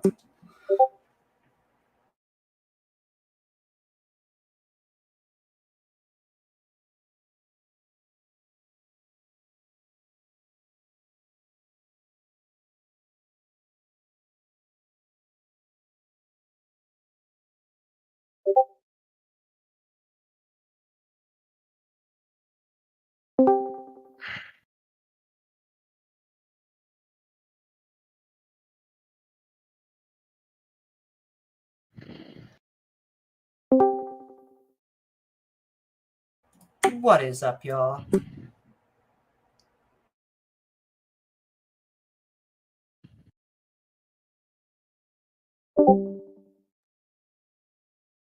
Welcome to the Amy Newman Show. Hey, I'm just sending love. Like I said, partially inspired. We got Godless in here, Skylar Fiction. Y'all are having so much fun. Had to have a little. Wait, where's Skylar? Was Skylar in here? He was not, but I've been watching a bunch of his content recently in preparation for this. Just like I think I'm starting to digest a little bit of, hey, Tom Rabbit. I think if I try to do with you what I did with the Xerxes and just try to troll the text chats and get people in, it's going to be kind of deprecating towards you, though. This godless bitch thinks she's smarter than all of you guys. You need to get in here and set her straight. So then they'll come in with a full of piss and vinegar. I just need to go in there and shout like a bunch of identity stuff.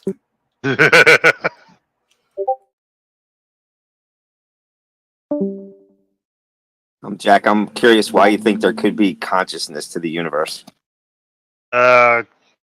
Until we solve the whole problem of consciousness, well, I don't really call it a problem. It's a phenomenon of consciousness. When we figure that out, then I can start making more commitments on its place within the universe. But do you have something that leads you to believe that that could be the case, that there's consciousness out there? I'm just curious why someone would think that. I would bite the bullet on it being completely intuitive. It's not a rational explanation. Okay, fair enough. The problem becomes is what type of consciousness are you referring to? If it's an entity that has the awareness to create an entirety of the universe, wouldn't we call it insane by our standards? Yeah, by human standards, but I'm not talking about some kind of human consciousness. Just because we're just trying to describe something like this is conjectural, so this is why I just leave it as just a very non-committal, intuitive claim. That's it. Sorry, I was actually referring to the theistic claim of a consciousness that has particular human qualities for some reason, like benevolence, caring, and love, even though it would be an entirely solitary being with the ability to alter reality at will and have no consequences for any of its actions. And thus, why would it build any emotional states based around being more than singular? Oh, sure, yeah, on that I agree. Like assigning it, like anthropomorphizing it would just lead to so many problems. You'd have some kind of nightmare, kind of Lovecraftian, kind of malevolent creature creating the world. Yeah. Notice which icon I chose to use. Yeah, I agree with you guys. Why would that be the case? Specifically, what do you mean? That why would it develop non-human emotions? No, why would like it develop some sort of what we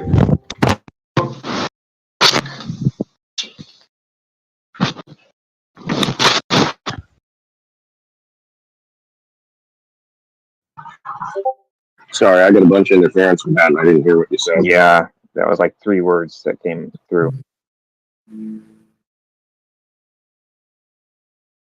Hello, hello. What is up? Yeah, I want to say, why would it be the case that a solitary being of that scale would develop malevolence before benevolence? It has no consequences to any of its actions and can alter reality at will. There's no reason for it to care about anything. It literally has no justification for seeing anything as valuable other than itself. Plus, it would be suggesting a being that for how many uncounted eons would exist completely solitarily by itself. I can't think of a situation in which you would formulate emotions based on being a group entity, i.e. all of the values that we posit as love, caring, empathy, benevolence are all based around the perspective that we are part of a larger group of similar individuals. This thing has no group or has any similar individuals. It would have absolutely no motivation to develop any empathic feelings whatsoever. It wouldn't have anything to connect with. Sure. So the entire claim immoral. The entire claim is based on reducing morality totally to evolutionary inputs and like origins. That has nothing to do with it. Or sounded like that. Like we have morality because we live in society, etc. I don't think that's what he was saying. But so if you have existed for all of time by yourself, right? There's no reason to think you would have the concept of group interactions is what he's saying. So anything, all the moral claims that we make based on that, anything, how we would say helping someone who is injured, things like that would be moral goods. There's no reason to think that a being that has existed forever by itself would have any conceptualization of that sort of thing. It has nothing to do with where our morals come from. But if I am a moral objectivist and I think that some kind of benevolence is a moral fact, that would be a reason to think that such a being would like know that fact and be cognizant of morality. And additionally, I would say that such a being that it is free, like in a sense to do whatever it wants, it is not constrained by contrary desires. It would always act in a benevolent way. It could still do what it wants, even if it has my what assumption. it wants is two different things. No, but your assumptions are based on like human psychology, and that claim that morality comes out of human psychology in society. My assumptions are that morality is objective, like fact of reality, and also that violations of morality come due to overriding desires that are contrary to moral norms. So a being lacking such desires would always seem to be act like, I would assume it would always act according to objective moral norms. Okay, think about this though. Why is it that the things you consider moral just happen to also be what it considers moral? Doesn't Zelensky remind you of like an atheist Quran way? What?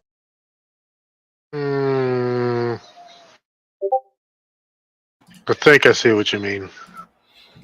What's up, Rebel? If you want to join, I'm going to be live for like about 20. Anyways, continue, guys. Yeah, I didn't hear the response due to interference by other people. Interference, interruption. Okay, so what I was saying is that just think about it. Why is it that the things that humans consider to be good morally, working together, helping sick and injured people, all these sorts of things, why is it that what we think are good things just happens to also be what God thinks are moral things? And so the two, you wouldn't say that he is in any way like us, right? So why is it that things we like just happen to be what are objectively moral? That just doesn't make any sense. Well, I didn't claim that things we like that. That would be a proper description of what God is like. I said we can access some truths about moral facts, objective moral facts, and I would assume that such a being would be able to do that too. That was my claim. Like you are phrasing it in a way to avoid my approach of moral objectivism and to reduce morality to human emotions, and then to say, well, of course, it's irrational to think that such a being so dissimilar to humans would have human emotions. Sure, okay, but I wouldn't reduce morality to human emotions. Yeah, you're saying that. I also would like to see what type of God it is, because the God of the Bible does not seem moral to me. They could exist, and I would concede, if proven wrong or if shown really evidence, I would be convinced that they were real, but I would probably not be on their team unless given really good evidence that they were actually moral. No, I agree with that. I would say if the literal and the inherent interpretation of the Bible reflects some sort of reality, it would reflect the reality of a demiurge, like a lower god that is evil. I mean, I used to talk with a Malpheus who thought that God was evil. He believed in God and just thought that it was a God that would do harm. No, there are Christian conservatives, like I've met them on Discord, who bite the bullet, and like you ask them about theodicy, like how can you match omnipotence with omnibenevolence, and they will just say, well, no, God is not omnibenevolent. There you go. Usually Calvinists. And that's one way to solve that problem. Yeah. Personally, I reject omnipotence. Sure. Well, I think that the omnis are all silly. Like, if you remove some, you can remove some of the inherent contradictions in having all three, but they're just very, I really do not, to circle back again on a similar subject, I don't get what a conscious being would be doing to be experiencing everything at all times Like we try to do that sometimes in like a movie. We do like a quick montage or whatever, but I don't think we can actually do that. And so that's why Hindus. Definitions of omnipotence or any omnis that people. That's why Hindus, for example, imagine God as manifesting as many gods. So like that's how he's able to accomplish all that.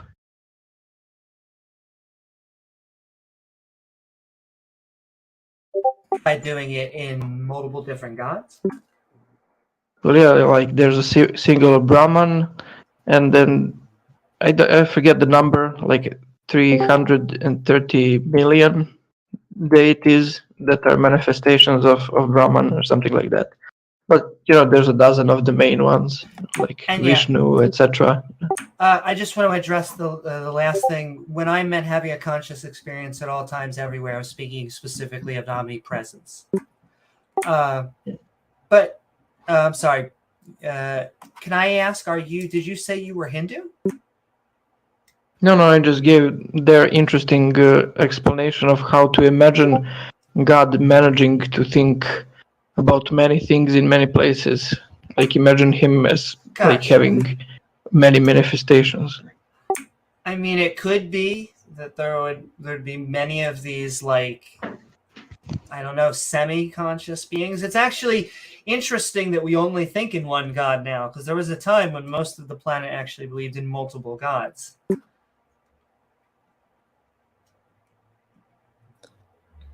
Yeah, but that doesn't make sense, because when you look at the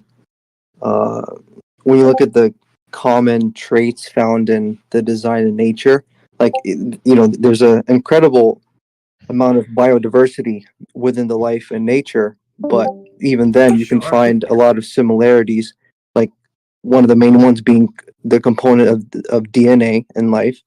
But then even between the different species of animals, like amphibians and reptiles and hold on, my battery.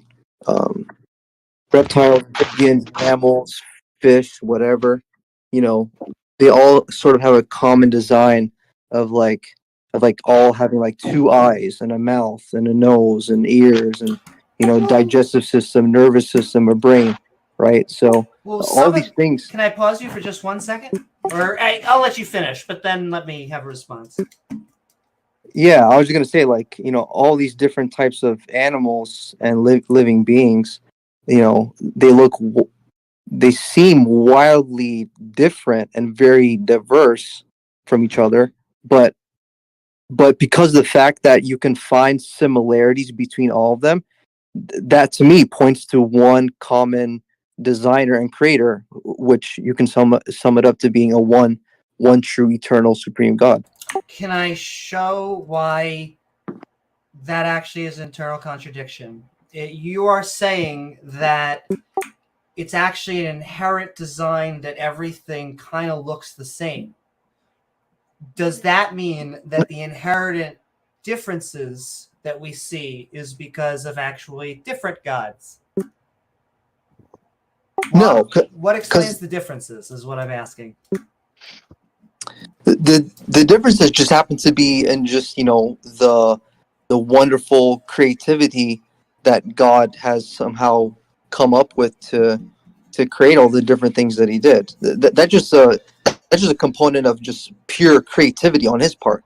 Like he could have decided just to make humans and trees, and that was it. But no, he decided to make fish and water and food for us to eat and enjoy, and all the different kingdoms in the animal kingdom, right? And fungus. I mean, well, it just goes on and on. I'm not a biologist, so I couldn't list it all. Sure, but do you see the difference in answers, though? Like, we could go on and on things like when we ask for similarities, we could talk about how we are alive on top level. We could talk about how we are multicellular, somewhere in between, and then how we're animals. And, we all have eyes, like you were talking about, or many of us do. There's actually some animals that don't have eyes. There's a whole range of there's actually a lot of animals that have a type of eyes that I forget the exact name, but they are like a different type of eyes that often go in the center. Snakes have them a lot of times. So do a lot of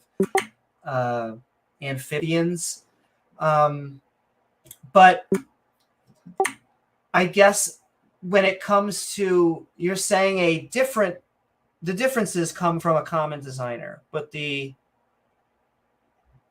saying the similarities come from a common designer, but the difference is it's just because he was creative. Do you see how that's not really? Amy, hang on a second. Hang on. So what you also have to know is the reason that you'll have like 2 arms, 2 eyes, all that stuff is because biological organisms are all animals start from a fertilized egg that divides in 2.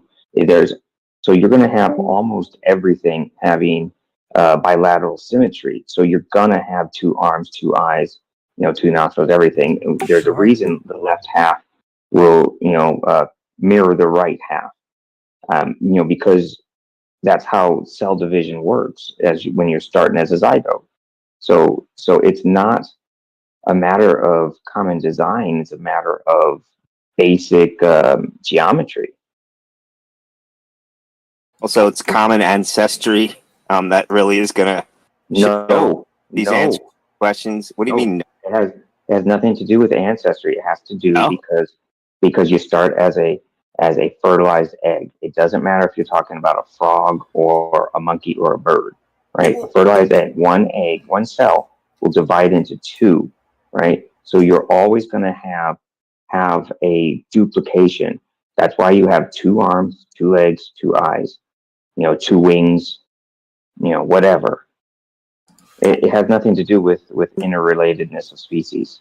Well, we're talking about why species look the same and why species look different. We're talking about common ancestry. That's what I'm not addressing. I'm not addressing your cell division, which we don't always have 2 of everything. I mean, there are certain things we only have 1 of, but that's okay.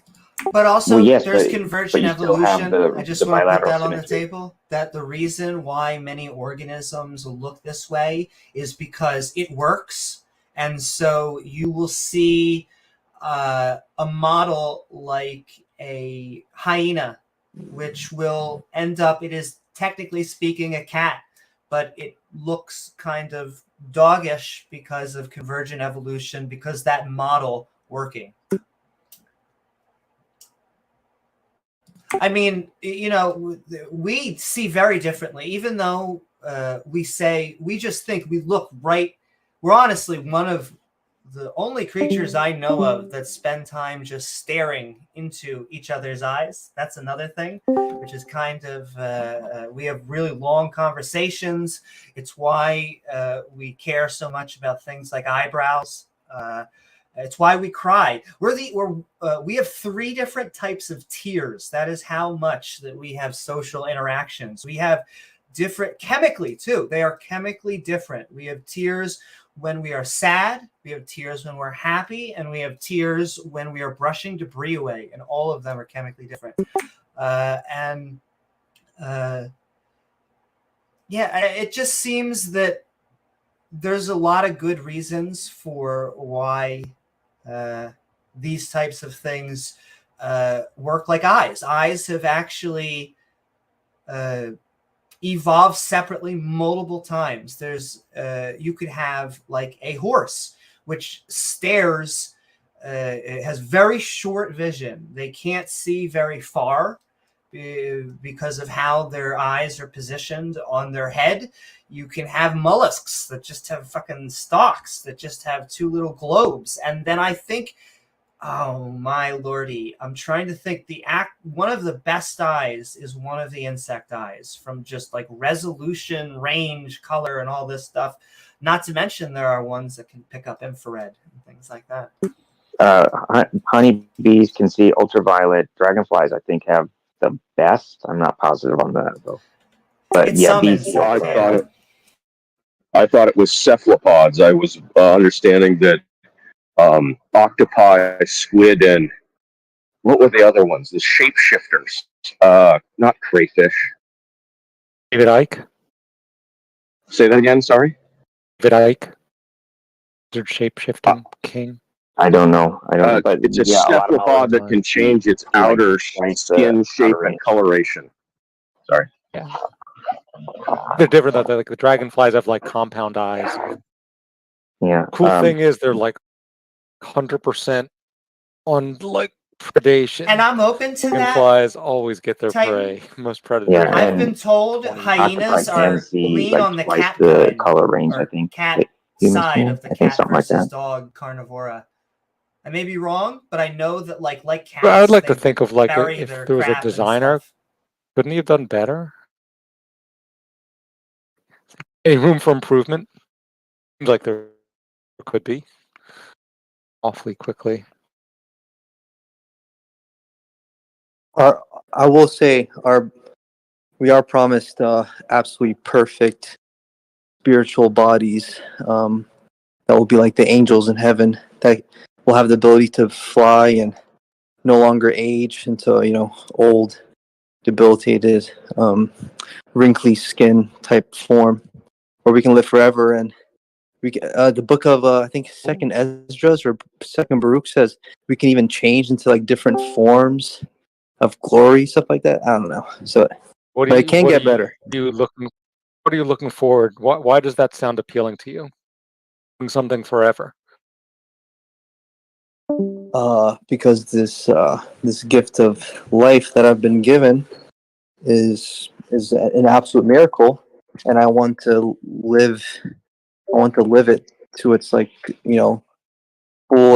fullest potential that God created us for. Talking about like some kind of transformation though, like this life is like okay, but next one's better, except for all those who are going to burn. Or are you a eternal conscious torment person? So if you do the wrong thing, Sorry, I'm in my office. I'm getting like a little wonky connection. Gotcha. No worries. No, this life right now, is great. I love it. I can't complain. Honestly, I am very fortunate and grateful for the life that I live. I am too. I actually think we're living in some of the best of all possible times so far. Can't say what it's going to be like in the future, but you can't always tell from watching 24/7 news media, but the world is actually trending in a good direction on most metrics that we like. Not all metrics, and it's definitely not in like a straight line upwards, but it goes trending upwards overarching. Yeah. Overall, you're right, I think. Hopefully the future's good.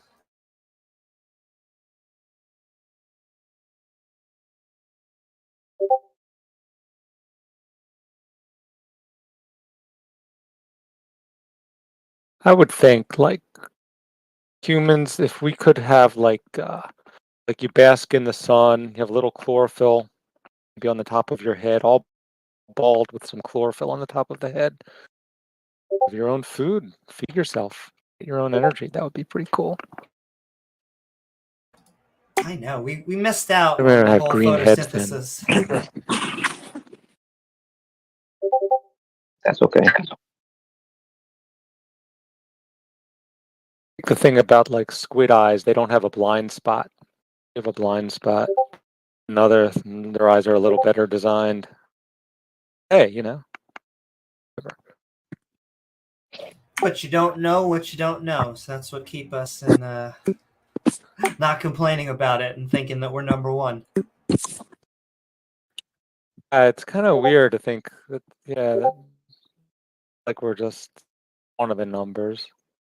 Yeah, well, I think we pride ourselves as a species. We try to be number one on a lot of things, but even though, if we were to drop just one of us off on an island and a cat or a dog or another animal, we know which one would probably have the better chance of long-term survival. But you dropped a bunch of us off. Oh, well, that's what I was about to say. I think we have two shticks. It's that we are a social species, and that a lot of benefits just come with that, and that we have our intelligence with the ability to make tools. I think tool making is our other shtick. I get this from fundies sometimes, that it's just like, how we are so amazing. How could it possibly be? I call this the "we went to the moon" argument, and yet it is amazing that we went to the moon. Like, it is a game changer. It is one of the crowning achievements of our species, of life itself. Nonetheless, it's just another tool that we made. Except for the fact that we didn't go to the moon, but that's a different story. 7-Eleven was a part-time job. Is that what you're trying to tell me? Wait, what? Just kidding. It's funny though that you believe things that there's actual evidence for. You don't believe things that there's actual evidence for, and yet you do believe things that there's not evidence for. Like what? Have you been? I don't know who's talking. I'm on my phone, but oh my god, wait. Before you do that, I just have to say the moon landing is very well substantiated. I don't get the flat eartherism, but it's funny that theists have to consider science to be their enemy. Yeah. No, I love science. I think we have different definitions of it. To me, science is simply the study of God's creation. I never separated the two. Yeah, you're right. So, we do have definitions of it. I have to ask, if you really don't think that we landed on the moon or, flat Earth, anything like that, any of these guys ever been a project manager and tried to get, more than a dozen people to accomplish a common goal and not spill the beans to anybody else about it? Yeah, 100%. Yeah, just a conspiracy of this magnitude. There's also a common saying that the only way to have a secret not spreading from two people is for one of them to be dead. And the Soviet Union would have certainly called us out if it wasn't the case. We were in a race with them to get there, and we won. And if we didn't, the Soviet Union would have showed that specifically didn't happen. Yeah. Bro, Jack, what are you talking about? Fucking shell. Okay, look. Earth is flat. Okay? They're hiding it from us. Just like they hid the vaccine. Yeah, what happened with that? What happened with fucking Fauci? What happened with Hillary and who else, bro? Listen, NASA has to make us paychecks. Soros has to give out his funds somehow. If not to us, then who else? The problem is if you think the moon is real, that's the problem. The moon is actually just a projection on the vault of the sky. Oh yeah. You know what actually the Earth was? Isn't even real. Hold on. You know what actually was? A recent event that was covered up and fucking hidden by the government and then just quietly fucking admitted to? The fucking lab leak hypothesis for the coronavirus, dude. Remember when it first kind of emerged as a theory? And it was basically discredited by everyone. Everyone in the government basically said, well, this is some fucking bullshit. It's some political thing. And then, just a few months later, right? It started to be acknowledged as a plausible theory, even down to right now, leading virologists generally agree that it's more plausible than it coming from the wet markets as they thought initially. But that isn't even that interesting, okay? I can send you some emails and discussions about this. They're pretty but can I ask? It's not interesting that they changed their mind. What is really interesting is that we have good reason to believe that they knew ahead of time that it was false. We have basically email communication between Fauci and a number of other virologists suggesting that it was a credible hypothesis that it emerged from the lab. Now, don't get me twisted. I'm not talking about like a bioweapon or something. I'm literally talking about it just getting out of the testing lab. Can I just probe your epistemology for 1 second? I am still convinced that it was naturally occurring. I'm open to it being artificially created. However, my question to you is: will you admit, no matter how COVID came about, it is because of evolution? No. That has nothing to do with epistemology. Well, it does, because I get the feel. Conspiracy theory mindset has to do with your epistemological tools. Just wait, dude, just wait. I'm confused on like multiple levels here. Number one, that doesn't have anything to do with epistemology. Number two, why are you even asking me? I believe in evolution. Why are you even asking me this? I was asking because most of the people who push these forward do not believe in evolution, the Big Bang, global warming. That has nothing to do with epistemology. Well, literally forget about all of that. Look, this is not conspiratorial bullshit. I'm driving right now, but I can literally link the articles for you from government officials themselves and leading virologists literally just not walking back, but basically suggesting that the lab leak hypothesis was more credible than initially posited. If you could show that from That's not mainstream true. credible sources, because I have not found that to be true, and I have not seen evidence for that. Okay, look, yeah, sure. I'll post it for you. I'll literally post it. That is not true. There is literally no evidence that virus came out of Wuhan. Like the only connection is that Wuhan seems to have been an early testing facility for cases of like infection. That's the connection. Always has to go to Hold on. conspiracy. Do you take research from leading institutions as evidence? When Like you if I mean showed you a leading study, institutions, hold on. If I showed you a study that, in simple terms, studied the makeup of the virus and concluded that it is likely from this lab, would you take that as evidence? If I gave you the Senate review that had the same conclusion, would you take that as evidence? the Senate review. That's weird. The Senate isn't a peer review process. I would be interested in what journals, like if you're getting it from Nature, if you're getting it from scholarly peer review sources. No, it's not. Look, it's not only the Senate. The Senate basically just aggregates information from different studies and different sources. Someone could tell me the Heritage Foundation is an institution. I don't care. They don't know anything about these subjects. No, hold on. Wait. The Heritage Foundation is an institution.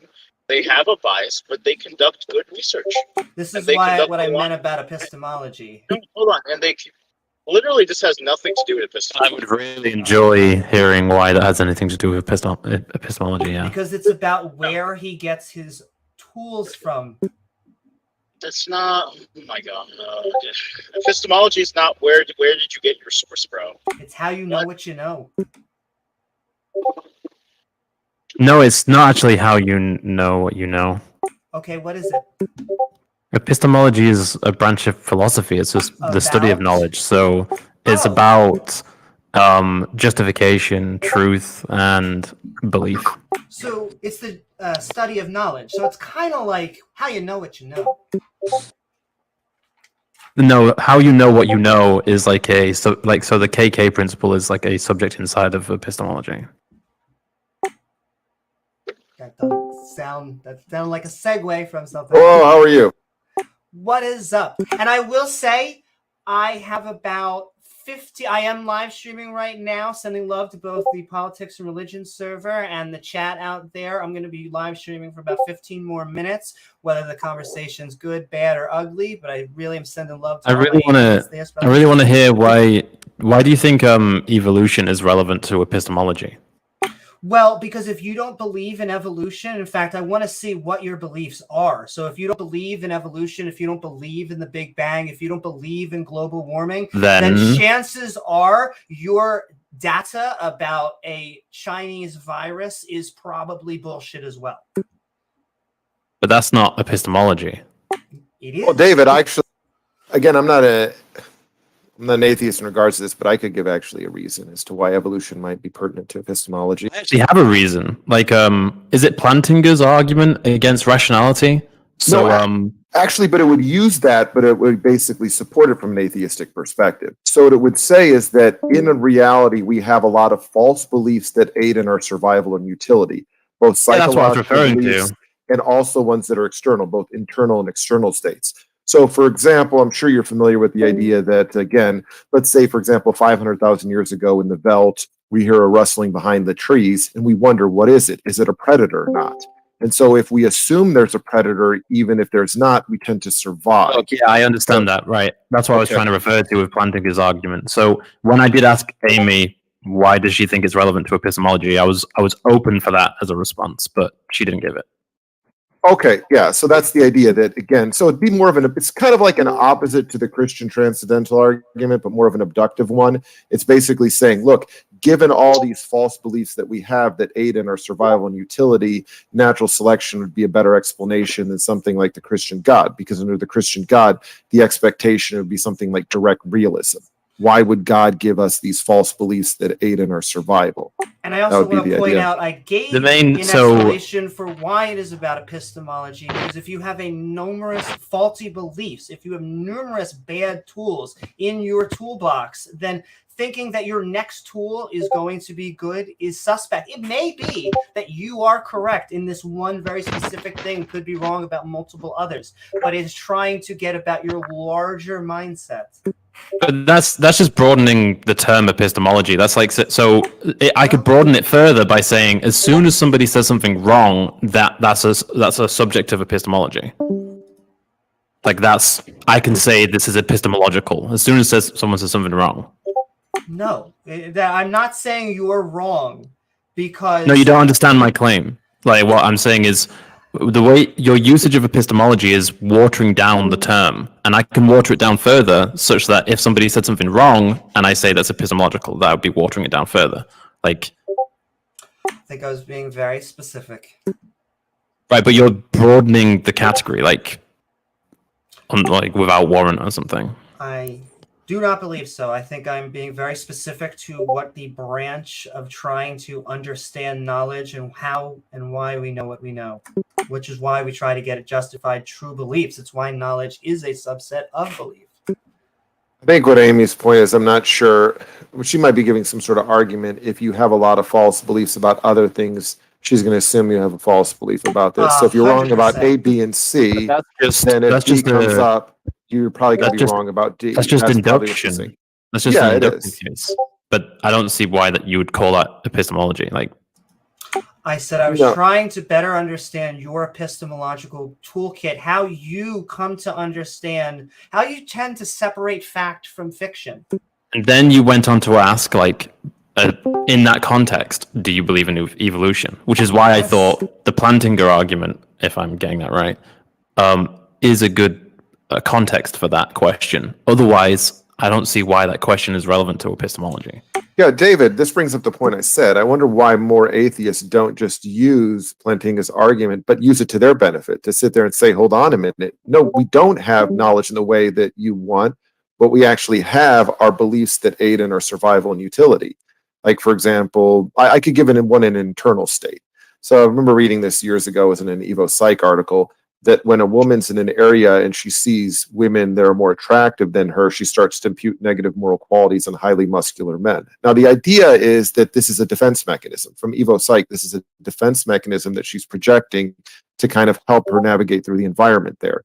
Now, I think that's okay. So if you say stuff like that, that you've got these internal defense mechanisms that are false, and you also have views about external reality that are false too, but the whole point is to help you survive, then this is better explained under an atheistic framework rather than a theistic one.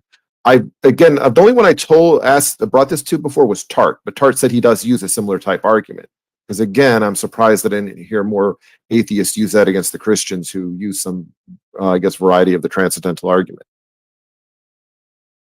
I don't really see how that'd be used against, but like I've got no real objections to like the view that you're putting forward. Oh, you wouldn't see how it'd be more of an abductive argument. It'd be so if the whole point of the transcendental argument is that God is there to grant us true beliefs, the assumption would be something like a direct realism.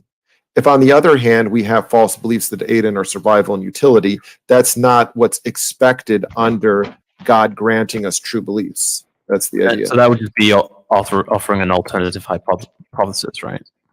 Yeah, it would be basically, as I said, an abductive one, reasoning to the best explanation. The idea is that the most parsimonious explanation would be natural selection, when now you have to add in the concept of a Christian God who ought to give us, knowledge of what's true. You're going to go into all these additional explanations for Sure, but then natural selection doesn't have enough explanatory scope, which God, the Christians trying to do with God. Okay, but I'm talking about why wouldn't it have it if basically the idea is false beliefs that aid in our survival and utility? That's what they're saying is expected under natural selection, for us to have false beliefs that aid in our survival and utility. Yeah, I agree. So it's like, I think what you're saying in short is saying, why don't the atheists just bite that bullet sometimes? And I also see it to be a fine thing to bite. Like, I believe there are many pragmatists that hold this view that you're saying.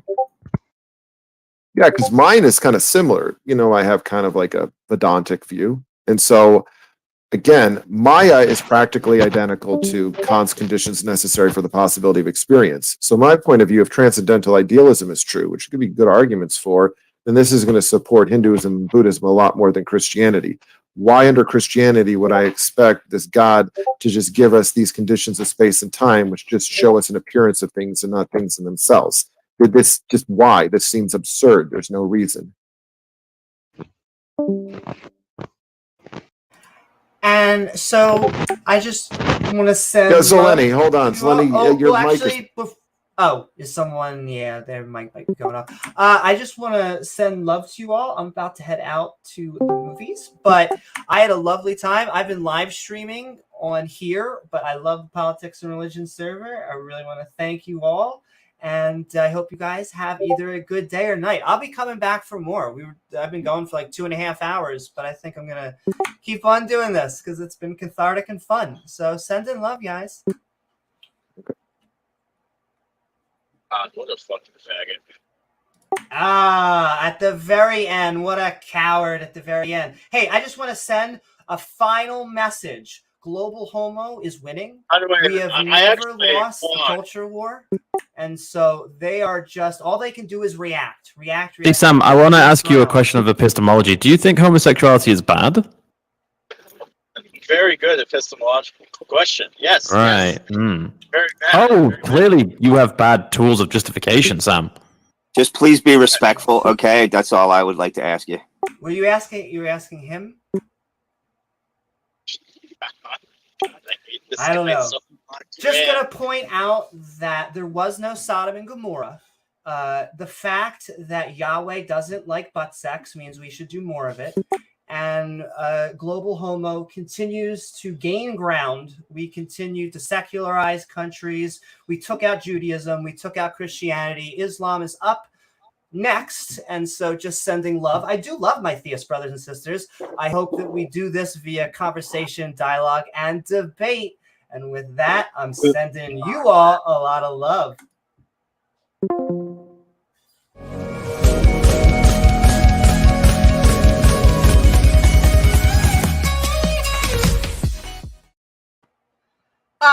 That could have probably went on, but I was already getting. If they had came on hours ago for that, and I always love they become cowards right at the end and try to drag it. Yeah, whatever. I'd like to check that guy's browser history. Oh, got a little Bill Burr at the end. You going over later. But yes, I really do want to thank all of you out there. I see Titan, I see Kira and X Music and Doorknob Head. I see Sending Love to Computer, Materialist Dan, Vlad, TP Seeker, God equals the square root of 1, Doorknob Head, all of you, Jake 4D that have been hanging out with us. I think we're going to continue to do more of these. They really have been a lot of fun. And so I was having text debates, the transformation, dare I say, the transition to voice has been complete. I want to thank all of you out there. And I don't actually have music set up for the outro. And so I just want to send a love all to you. Please don't forget to like, follow if you're out there on Twitch, subscribe on YouTube. We have our own Discord server, the Skeptic and Ranting Discord server, the link of which can be found below. You can also check out the Politics and Religion server, which has also been sent in the chat. And so I want to thank you all, and I'm just going to do some ending improv music because this episode is not going to have any music on the credits. So sending love to all of you, our channel members, our Patreons at patreon.com/Amy Newman.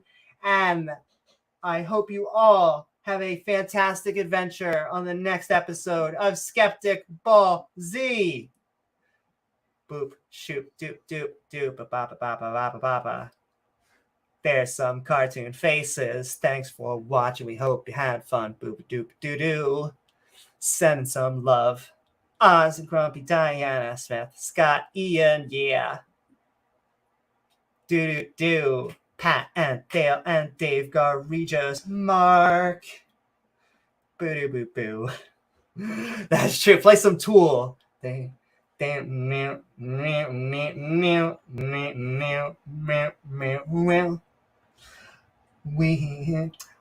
sending so much love. I do like some 9 Inch Nails, but I also like the band. Woo! Sending so much love all. We love you. We're having a skeptic and rantingly good time on Impromptu Debate You. Good night.